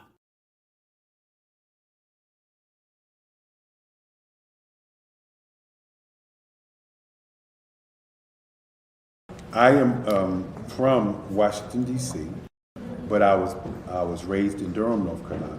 I came to Durham when I was about 5 or 6, and then I traveled back and forth to D.C. because it's where my people are from. One of the unique things about my family is my mother, she's also an artist. She does quilting, and she does a lot of artistic things, and then my son, he draws with both hands, his right hand and his left hand, like I do. So that's kind of a family trait. And then my other son, he's a videographer, and my daughter, she works, she's a regional vice president for Sunglass Lab. When you start out drawing and sketching, you want to continue to explore, you know, each avenue. I do pastels, I do pen and ink, I do painting, I do acrylics. I haven't done oils yet. But I try to do all facets of art. What I say to a lot of times to people is, you know, you can't put yourself in a box when you're an artist. You have to explore. And over the course of my life, I've tried to explore different mediums. I also do sculpture as well. I choose my subjects by the intensity that they have in their faces, or the intensity that somebody is moving, because I do more than portrait drawings. I also do I do abstract, and then I do figurative drawing also. Well, what happened in this particular show is that I started out trying to come up with something that would be a little bit different than what everybody else is doing. So I was working on a Barack Obama show, and they wanted me to do some paintings of Barack. And so what I did was, because of the deadlines, I kind of did it kind of fast. And then I realized when I was doing it fast, I enjoyed it. And so then I started doing other pieces the same way, and I started to enjoy those pieces also. And so I came up with this particular style. And it's a style of lines and colors. And what's interesting is that when I was in college, I did a show called Lines, Colors, and I talked about the boldness of the blacks, the hotness of the whites, and this is how this has come about, you know, later on in my life. And the colors comes from a lot of the entertainers that I work with, where they wear different colors. They don't wear, you know, your plain reds or your whites. They wear different colors, and so that's also another piece of what's giving me the colors. The subtitle of this show is Faces That Speak Life. That's real critical. Faces that speak life. Each one of these pieces is a life source and a life energy that that's being put on display for people that are looking at them. You know, I always say in terms of my art, it's not important that I draw them. It's important what you get out of what I draw. You know, I don't try to just draw it because you like it. People wanted me to do prints. I didn't do prints. You know, people asked me to do different people, but the people that I choose are people that make a difference in the lives of people in the world. So the human landscape idea was, again, as I say, the lines represent your emotions, it represents your ideas, and it represents your journey as a human being. And that's why you get the different pieces and the different looks. And as you notice, I try not to do one look that looks alike another look. And that's what's the most important part of this show. The Black Business Network and Black Business Olympics are essential platforms for Black business owners globally. They provide the tools and support you need to succeed in today's competitive marketplace. Join us today as we collaborate together with businesses from around the world to support our children, students, and young future entrepreneurs, Black businesses, and corporations. We raise funds for students going to college and young entrepreneurs who are aspiring to be business owners, and we invite you to be a contributor today. Visit the website www.blackbusinessexpousa.com to connect with and learn more about how the Black Business Network and Black Business Olympics can help you not only share your amazing business story to businesses, but also serve future generations. Hello, my name is David Jones, CEO and co-founder of the Hello LLC, where we help businesses build a culture, brand and experience, and leverage technology to pivot into Web3. Join the Black Business Network streaming live into Roku, Metaverse, STEM City, Black Multiverse Enterprises, Hulu, YouTube, iHeartRadio, Apple, Facebook, LinkedIn, Spotify, Twitch, and Google Podcasts. Tune in, turn on, and let's thrive.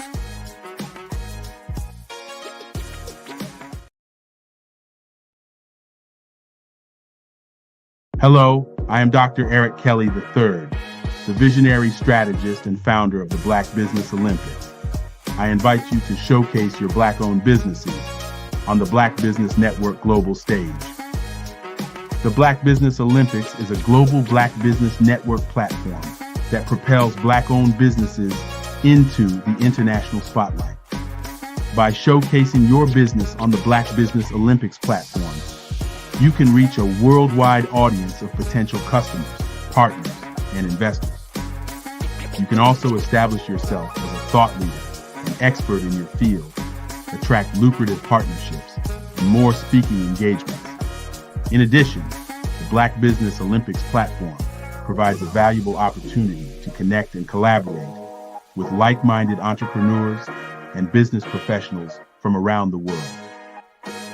This can lead to new business opportunities, ideas, and relationships. Finally, by sharing your story and expertise on the Black Business Olympics platform, you can inspire and empower others. This is a powerful way to make a positive impact on the world and leave a lasting legacy. If you are a Black-owned business owner, I encourage you to seize the opportunity to showcase your business on the Black Business Olympics platform. It is a once-in-a-lifetime opportunity to make an indelible mark on the world. Be one of the 1,000 visionary entrepreneurs who are changing students' lives, shaping industries, and leaving an unforgettable legacy for their families. Unleash your voice on our global stage and watch your business thrive. Black Business Olympics is one of the largest Black business showcases in the history of Black business in the world. Yes, the entire world. Just give me a call today at 919-308-9090.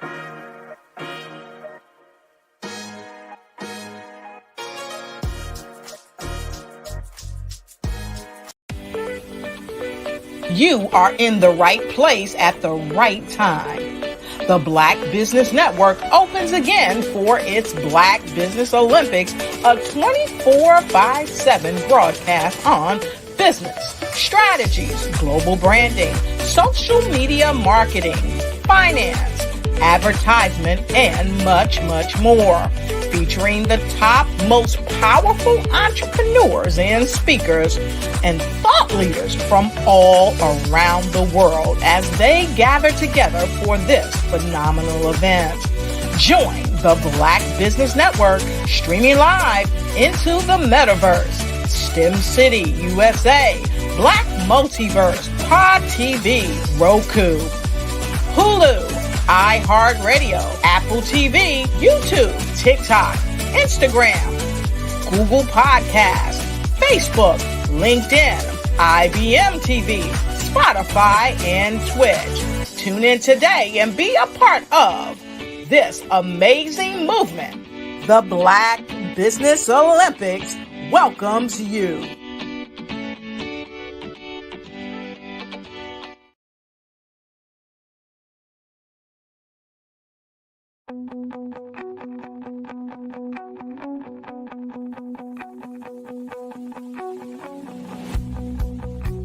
I am Black Business. From the moment I wake until the time I sleep. Yes, I am Black Business. I am Black Business. Tell me, are you Black Business? I am Black Business. Do you support Black businesses? Listen, I support Black business because I am Black Business. Black Business Expo, one of the largest business showcases in the history of Black business in the world. The world!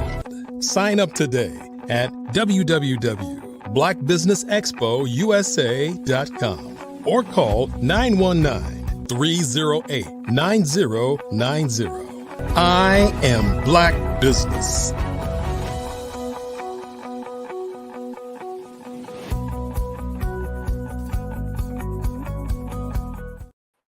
Good afternoon, and good afternoon, business owners, entrepreneurs, thought leaders, and corporations. Welcome to the Black Business Network. My name is Grant McGaugh. I'm the CEO of 5-Star BDM and host of the award-winning Follow the Brand podcast and TV series. I'm your business moderator for this afternoon on the Black Business Network. The Black Business Network is a 24-hour business network showcasing Black businesses, business owners, entrepreneurs, and thought leaders worldwide. And we have had speakers all this week and this entire year, all the way from North Carolina, London, Singapore, Africa, Japan, and cities all over the United States. The Black Business Network is a global community sharing its business knowledge to empower, inspire, and educate businesses about business. And I'm going to have on the stage with me right now, we're going to have a fireside chat, Miss Felicia Ward. Now, Felicia Ward, if you're not familiar with her, she is a Fortune 100 marketing communication strategist. She's a member of Fortune BLK, that's Forbes BLK, board president of HR for You Inc., which is phenomenal program, and the Amazon best-selling author of How to Break the Glass Ceiling and Still Keep It Nice. She has over 35 years of expertise as a trusted senior advisor. She's a spokesperson and consultant to C-level executives, dignitaries, and politicians, especially during crisis response and reputation management. And she is the principal strategist of her self-named firm, Felicia Ward Marketing. She's going to come up with me tonight, and we're going to talk about how we can actually work with the Black Business Network to make it even more impactful in 2024. So I'd like to welcome her as a colleague on the Black Business Network.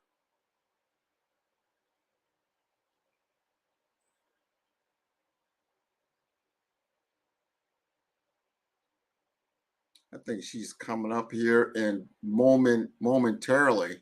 One of the things, if you've been following the network, we have been stepping through frequency over the last 2 to 3 years. We used to do it once a quarter, and then we did it like every other month. And this year, we're doing it every month. So from January to December, we have had a Black Business Expo. Going into next year, we're looking to do it twice a month, which is phenomenal because we're getting to a point Well, this will be a 24-hour network, constantly available to you to showcase Black business owners and entrepreneurs throughout the world that you can get content from. We're making this a knowledge bank. So as you tune into us, and then you have specific requests or knowledge that you want to see, whether it's going to be in financial empowerment, whether it's going to be in technology innovation, career development, business development, marketing, branding, cultural awareness. This becomes a way for us to have our own network, to have a voice in our own community, talking about the things that are most important for us. This is so important. So you can get a better understanding of what's capable for you as a business owner to actually empower your community. This is so this network, this is what it's all about. And we go all the way down, not just at the business level, but we go into academia. So you look at universities and the partnerships that we are establishing with universities. And then we go into the K through 12. And this is a fundraiser for K through 12 students that need technology to be able to compete in today's world. So here's Felicia. How are you doing? I'm well, Grant. Good to see you again. Excellent, excellent. So that's what we're talking. We're going to talk about how we can. I just gave a brief history about the Black Business Network as far as our frequency, how we've been doing it now every month. We're going into 2024. We're looking to do it twice a month, which is even more, with our goal of being a 24-hour live network. This is going to be phenomenal. I want to get from your lens, and you've worked with a number of different organizations, and as you peer into the Black Business Network, some things that what, I would like to see these things happen in 2024 to make us even more impactful. Do you have any ideas along those lines? Well, we talked about a new website, so I'm excited about that to mirror the beautiful app that you guys have now. It's wonderful, the Black Business Network app, so that people can donate to the organization. But to have that hub of a website that houses all of our content, and it can be the one place that you can find out everything there is to know about the network. I also think I'm excited to possibly see a Meet the Author. So I'm sure there's so many different speakers who have books like I do that you could meet the author. You want to also meet the podcast speaker, because it gives people a one-on-one opportunity to have what I call coffee chats, to find out how did you get started. So you have a podcast, I have a book. There's different platforms that people can pursue and kind of have a one-on-one conversation or get some information on how do you get started to help expand the platforms within your business. Oh, that's wonderful. I'm glad you brought that up. I was just talking about that, having a knowledge center, right? This is our center of excellence for Black businesses. And you want to be able to go to that resource and easily find the information that you're looking for, that resonates where you're at in your business. So how can you do that? Right now, we have content out there on YouTube. I mean, there's a ton of YouTube videos on everywhere, but it's not classified in a certain way that you can tune in. Like, hey, you know what? I want to listen to Grant McGaw's podcast, to your point. Or I want to listen to Felicia's Ward. She's been on the show 4 or 5 times. I want to see her particular clips. So we're going to be able to do that going into 2024. And if people don't know, you just mentioned that this hasn't been rolled out worldwide yet. Only a few people know about this, but we do have our own network channel. If you go to bxtv.org, at bxtv.org, you're going to see what's going to start coming out in 2024. So I like what you just said, that we should be able to hey, here's a library. These are all the Black entrepreneurs who have written books that now you can go to very easily, find out where that book is, how to get that book, maybe read an expert about that book or something to that effect. I love that. Any other ideas? Gift certificates. So when Christmas time comes around, to purchase products and services from Black business owners. Purchase the person's book, give gift cards to your friends and family to purchase and support the authors of Black books, support the products and services of the business owners that participate in the network. So it's a great proliferation of information, but the products and services, it's a great way to support Black business. And what do we say? I am Black business. That's a perfect way to offer that as a great gift for the holidays or any other gift giving season.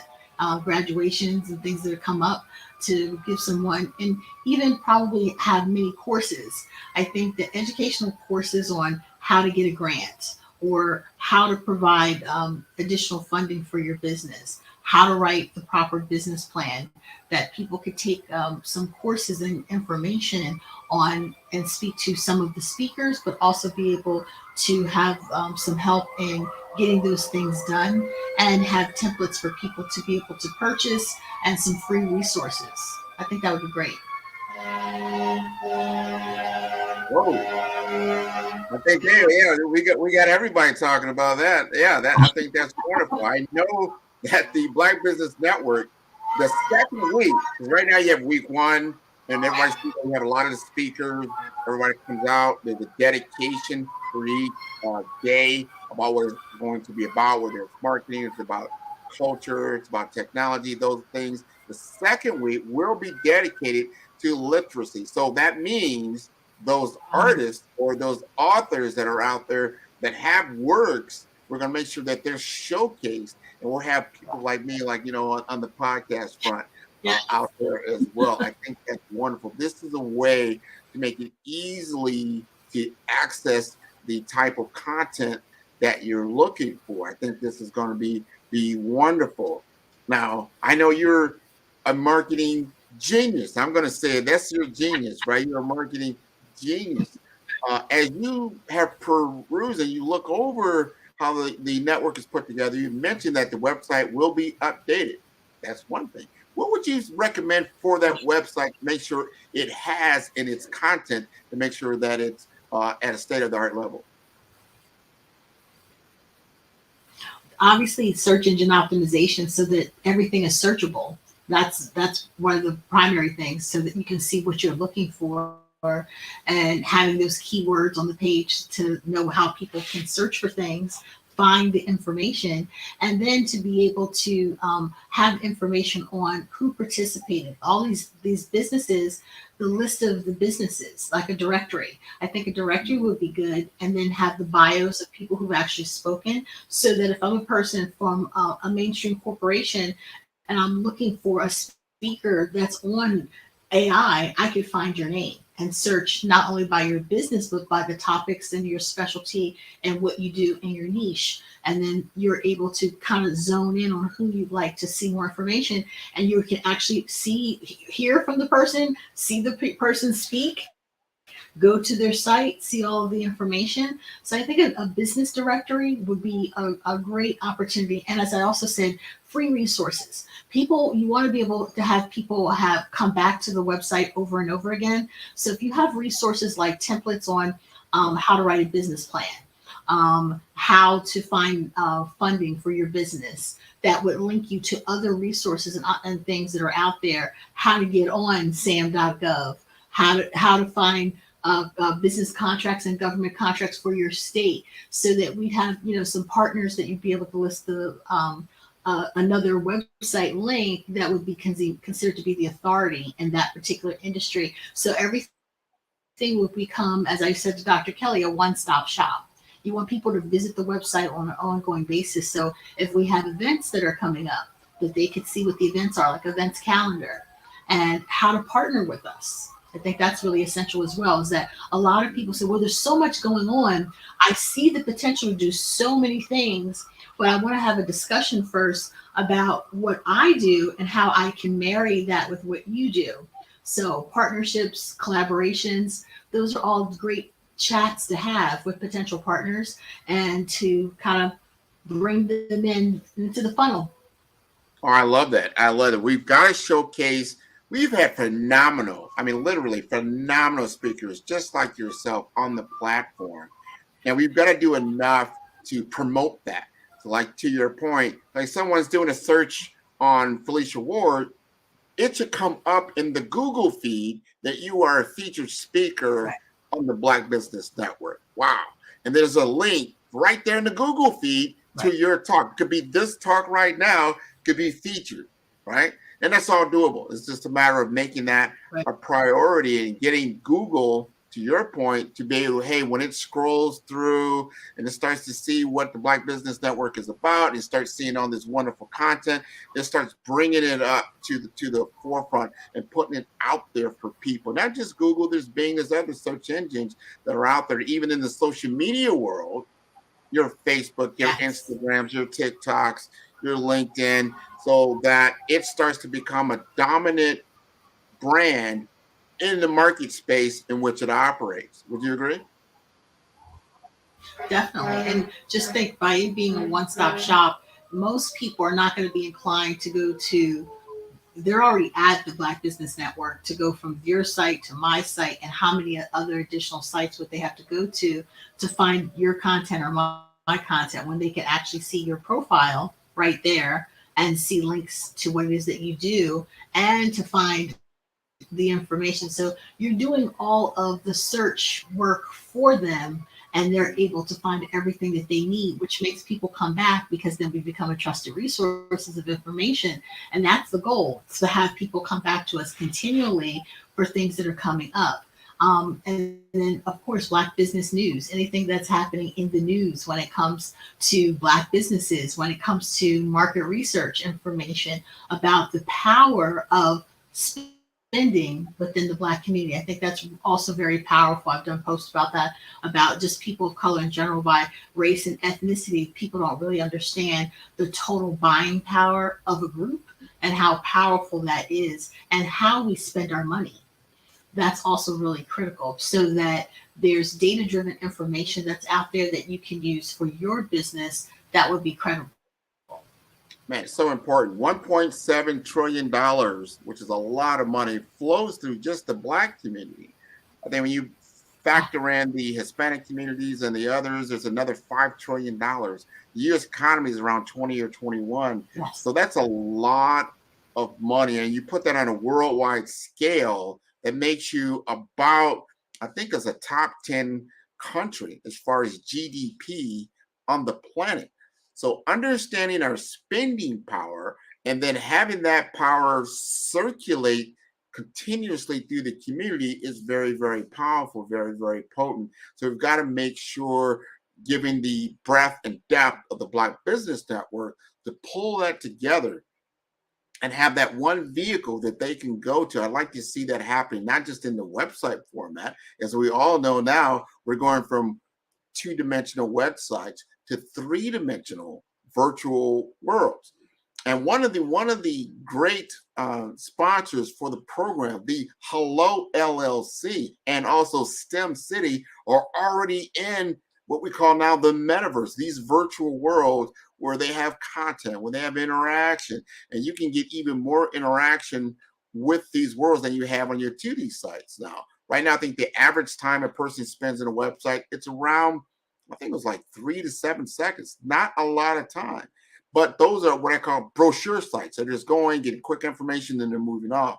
If you've got something there, to your point earlier about having information that really keeps them engaged. I know on my own website, I've rebranded it just recently in the last couple of weeks, in which I have all my podcasts right there on the site. So when you click on the podcast, instead of them, making them go to Apple, go to Google, or go to one of the other like Spotify, they can go right on my site, stay on my site, listen to the entire episode, and it's categorized by type or by speaker, so you can get that content. So I can see that happening in the Black Business Network, where they can go to that site, they can get great information. And to your point even earlier, I love it that he's like, you know what? Here are all the templates. Hey, I'm starting a business. How do I get started? Where am I doing business with the government? How do I get into SAM.gov? I know that there's a business, another business sponsor or part of the Carolinas, right? They come on every month and they tell us how to engage in the community as a Black business, and they have tons and tons of information. So we can then put that information right there on the site to make it accessible, easily accessible to viewers. I love that what the Carolinas do, because that community engagement piece is really key, and to show people that that is part of your business. A lot of people don't realize, oh, you know what, I'm going to not do the community engagement. I'm just going to focus on that. It's like, no, you have to start from the beginning. If you want your community to support you, you have to make that an integral part of your actual business plan as to what you're going to do. And I love what you said about the rebranding. I'm doing the exact same thing. I'm starting to build in all of the different master classes and things and try to categorize them to have them all in one spot, so that people don't have to do that search. And it increases the number of people who come and visit your site. So I'm excited to announce that I will be working on the Black Business Olympics website, so that it'll pair nicely with the app and everything else that's going on. So I'm excited to kind of dig in and to get started in that, and to look at it. I just think it's important to look at websites and things like that from the customer's perspective. What would you like to see if you came to the site? And so when you show people from soup to nuts, this is what you do to help build your business, and you have some frameworks available for people, and you have some information that people will come back and come back and come back. And that's the whole point. You want them to visit multiple times and be known as a great resource to your community. Absolutely. And they are a great resource. We are a great resource for our community. There's another thing. So we talked about the website, right? And we've talked about a little bit about some of the content that's going to be on the site. I gave a little bit of talk around the virtual worlds that are coming, and that'll be available. But they'll also have, and this thing, Dr. Kelly showed me this, and I just like, wow, I want one of those. And that's the mobile application. They have a Black Business Network mobile application that is a mini site of everything, one-stop. A lot of people are on their mobile phone. Here's the stat. People don't realize this. 70% of your target market, if they're aware of you and you send them a text message, they will respond. 70%. Look at that. Hey, on your website, did 70% of people go on your website? Probably not. Or, in other media. It is the number one media out there. Mobile texting is big, but you got to know how to do it effectively, and you got to have the right content. The content that I was shown, it's not just like, hey, well, you know what? You can go to I can see your website on my mobile phone. I got everything there. You don't have everything there. You may think you do, but when you see this mobile app, it's mobile. It's designed for mobile interaction, for clicking, right? You can see, like, wow, I want to see one of Grant's podcasts. Boom, there it is right there. Or I want to see a YouTube video. Ooh, it's right there. Or I need to contact someone. I have the contact information. Or I need a virtual card. Instead of having all these different applications for your virtual business card, it's all right there. Oh, I need a QR code. Guess what? It's right there. I have an event coming up. Guess what? It's right there. I want to see the entire scheduling of the Black Business Network. Where do I go find it? No, push the button. It's all right there. This mobile app is so powerful, I went and bought it the same day.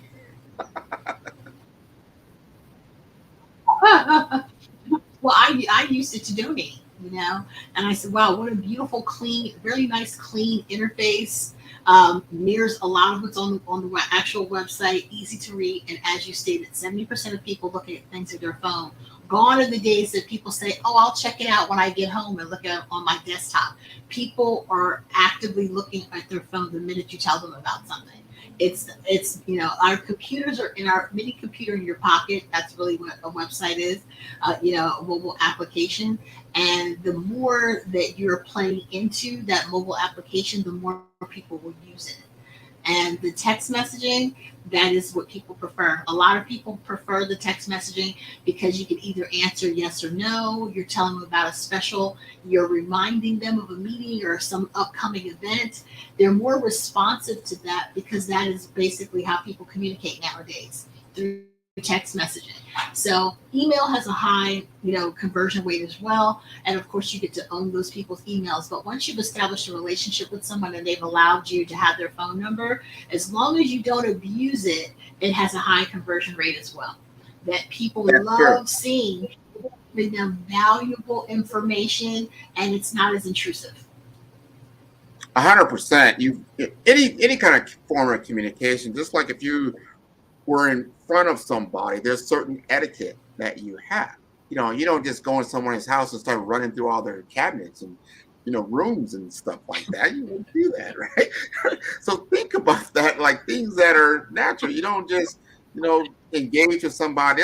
I see this all the time. You engage with somebody and they just start throwing you all the stuff that they do in their business all in your lap. You're like, whoa, way too early. You don't know anything about this person. So be careful about spamming people. And there are laws and regulations around it. However, if you use the tool effectively and responsibly, it can be your best friend. Because just like we were talking about, when someone asked about, if I asked about Felicia's business and she has a mobile app, I can easily send them not just their business card, but the mobile app. It has everything about Felicia's business, not just her contact information. And then I'm not asking them to go to a website and go to some other stuff. No, it's all in one.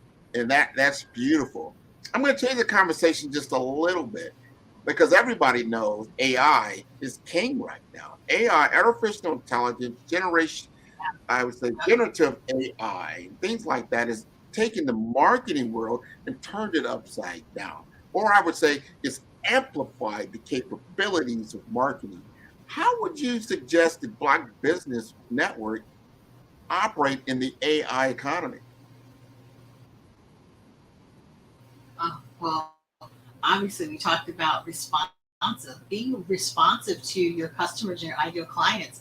When you can automate any portion of your business to provide them basic information, a chat bot to where do I go on the site if I'm looking for XYZ, being able to have that conversation without having a conversation directly and showing them. Also using AI to find out who the person is and what is it they like about the site, where you can have heat maps and things like that to find out what pages do people visit the most.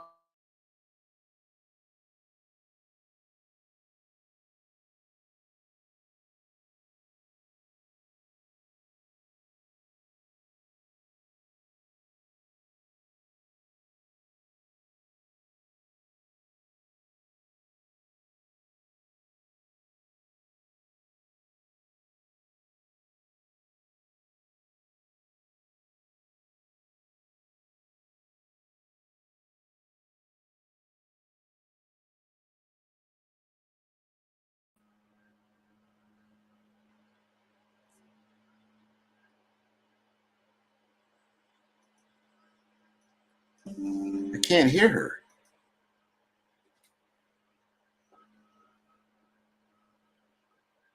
Okay, I want to make sure that we could hear her. It seemed like we lost some audio for some odd reason.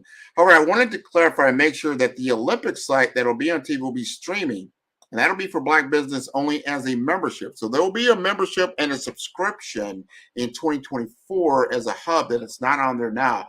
They're going to have their own CRM that's going to be a part of that. And these are some of the ways that they'll be able to utilize AI going forward. Email automation, that is so big in knowing how to market. And not just, it's one thing having the technology, but you have to have the correct messaging. And that is understanding the audience. It's just like if I were in another country and I began speaking English and they spoke only Spanish, I'm going to have trouble communicating with them. We need to understand our audience and what they're hearing, not just what we're saying. We obviously know our business probably very well, but we may not know how they view our business from their lens, and usually it's from an application standpoint. How can I utilize the Black Business Network, the Black Business Olympics, and all these different companies that are there to my advantage? I need to hear what that looks like. What are the applications? So the Black Business Network is making that much easier as we go forward. to communicate with a lot of different people, and they'll want to then opt in as a business owner, or more even specifically, as a sponsor. Remember, this is a fundraiser for our children to get access to technology, to get access to capital. I don't want to hear about someone that's interested in going to college and like, wow, you know what, I wish I could go to college, but finance is a barrier.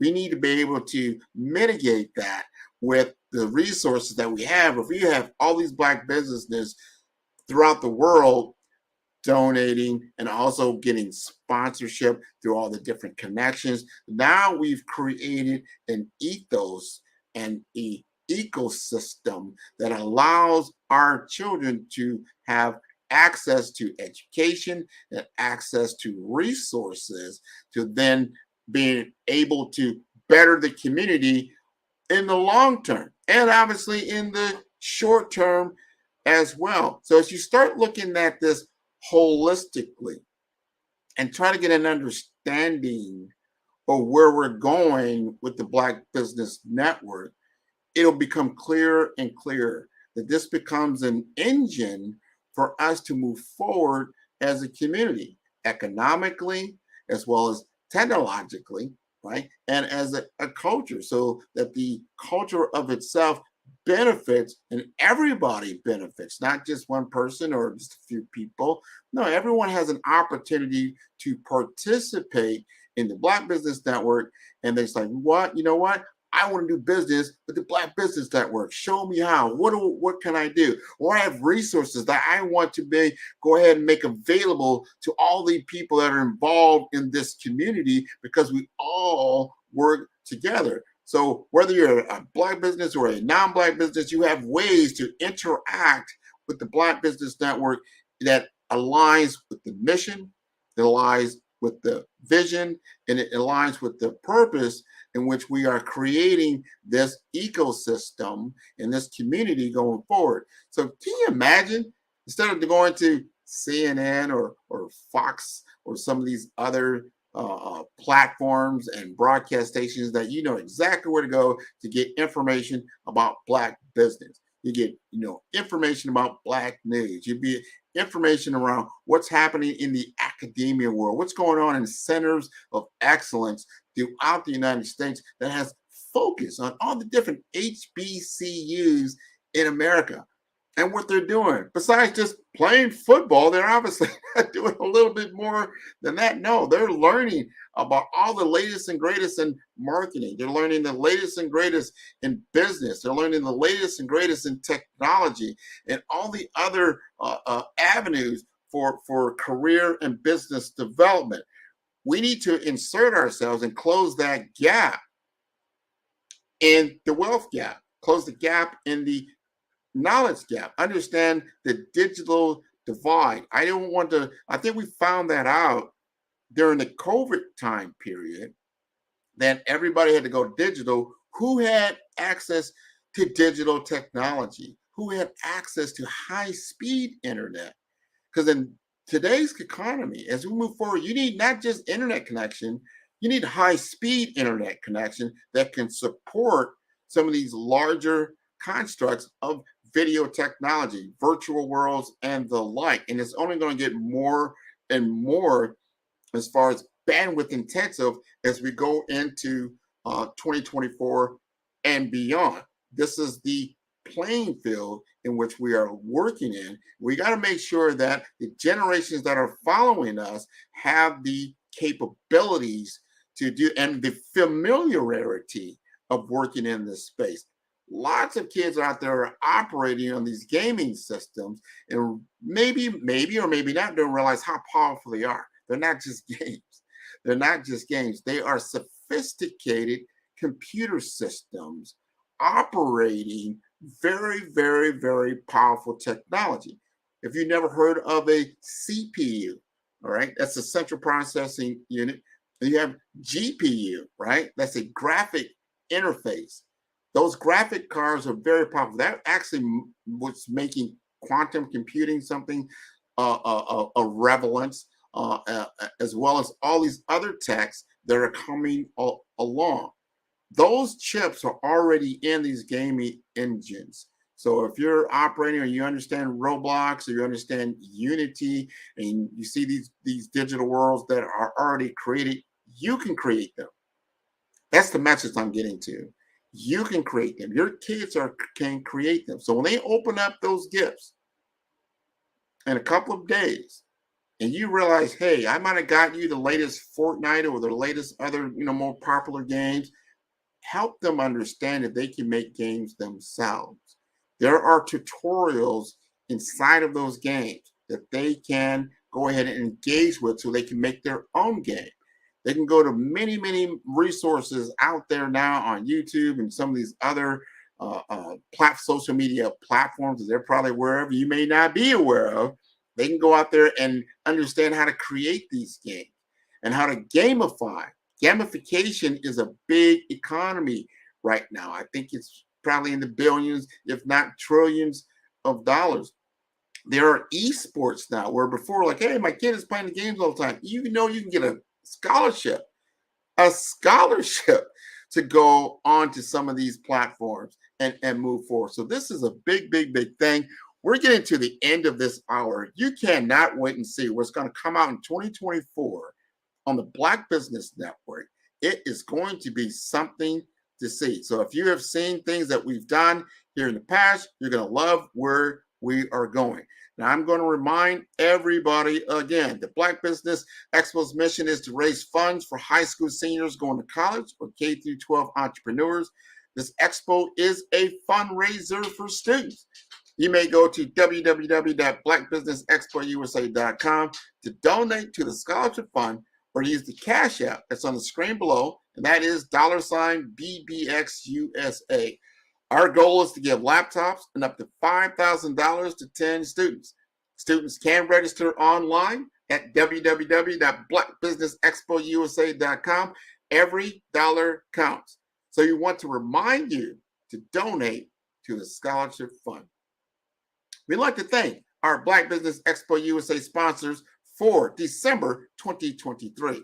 They include NC100, Moody Capital Partners, Suede Soul, Lotus Crochet Coaching and Training, the Hello LLC, Carolina, Virginia Minority Supplier Development Council, Step Management, 5-Star BDM, BHS and Associates, Margie McLean Foundation Incorporated, Genius is Common, Earth Essentials, Milani Shani Global, Executive Woman Success Institute, The Quality Coaching Company, Superwoman Business Services, Creative Force Studios, Lee Entertainment, Artistic App Design, Black Business Expo USA. Genius is Common. Now see you on the other side.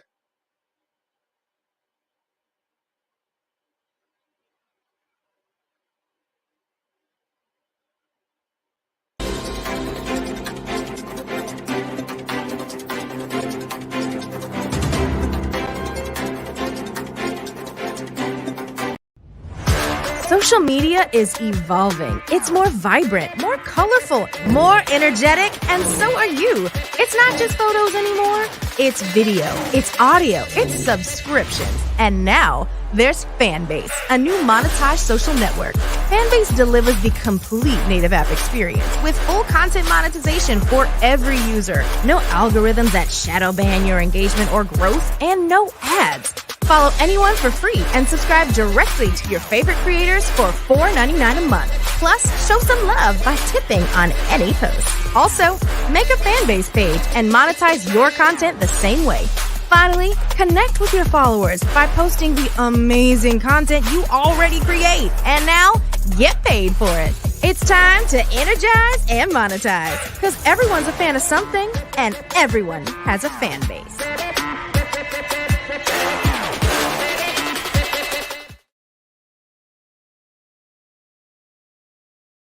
Sometimes you got to hear the news from the Black perspective, and more specifically, Black publishers. And that's exactly why you have to download the Heytie app, the largest mobile app delivering breaking news, videos, and podcasts from 200 of your favorite Black publishers. Yes, 200 Black publishers delivering news as it happens, literally all in one app. Go to HAYTI.com or download the app in the Google Play Store or Apple App Store. It's completely free, along with information that you can trust, so go check them out.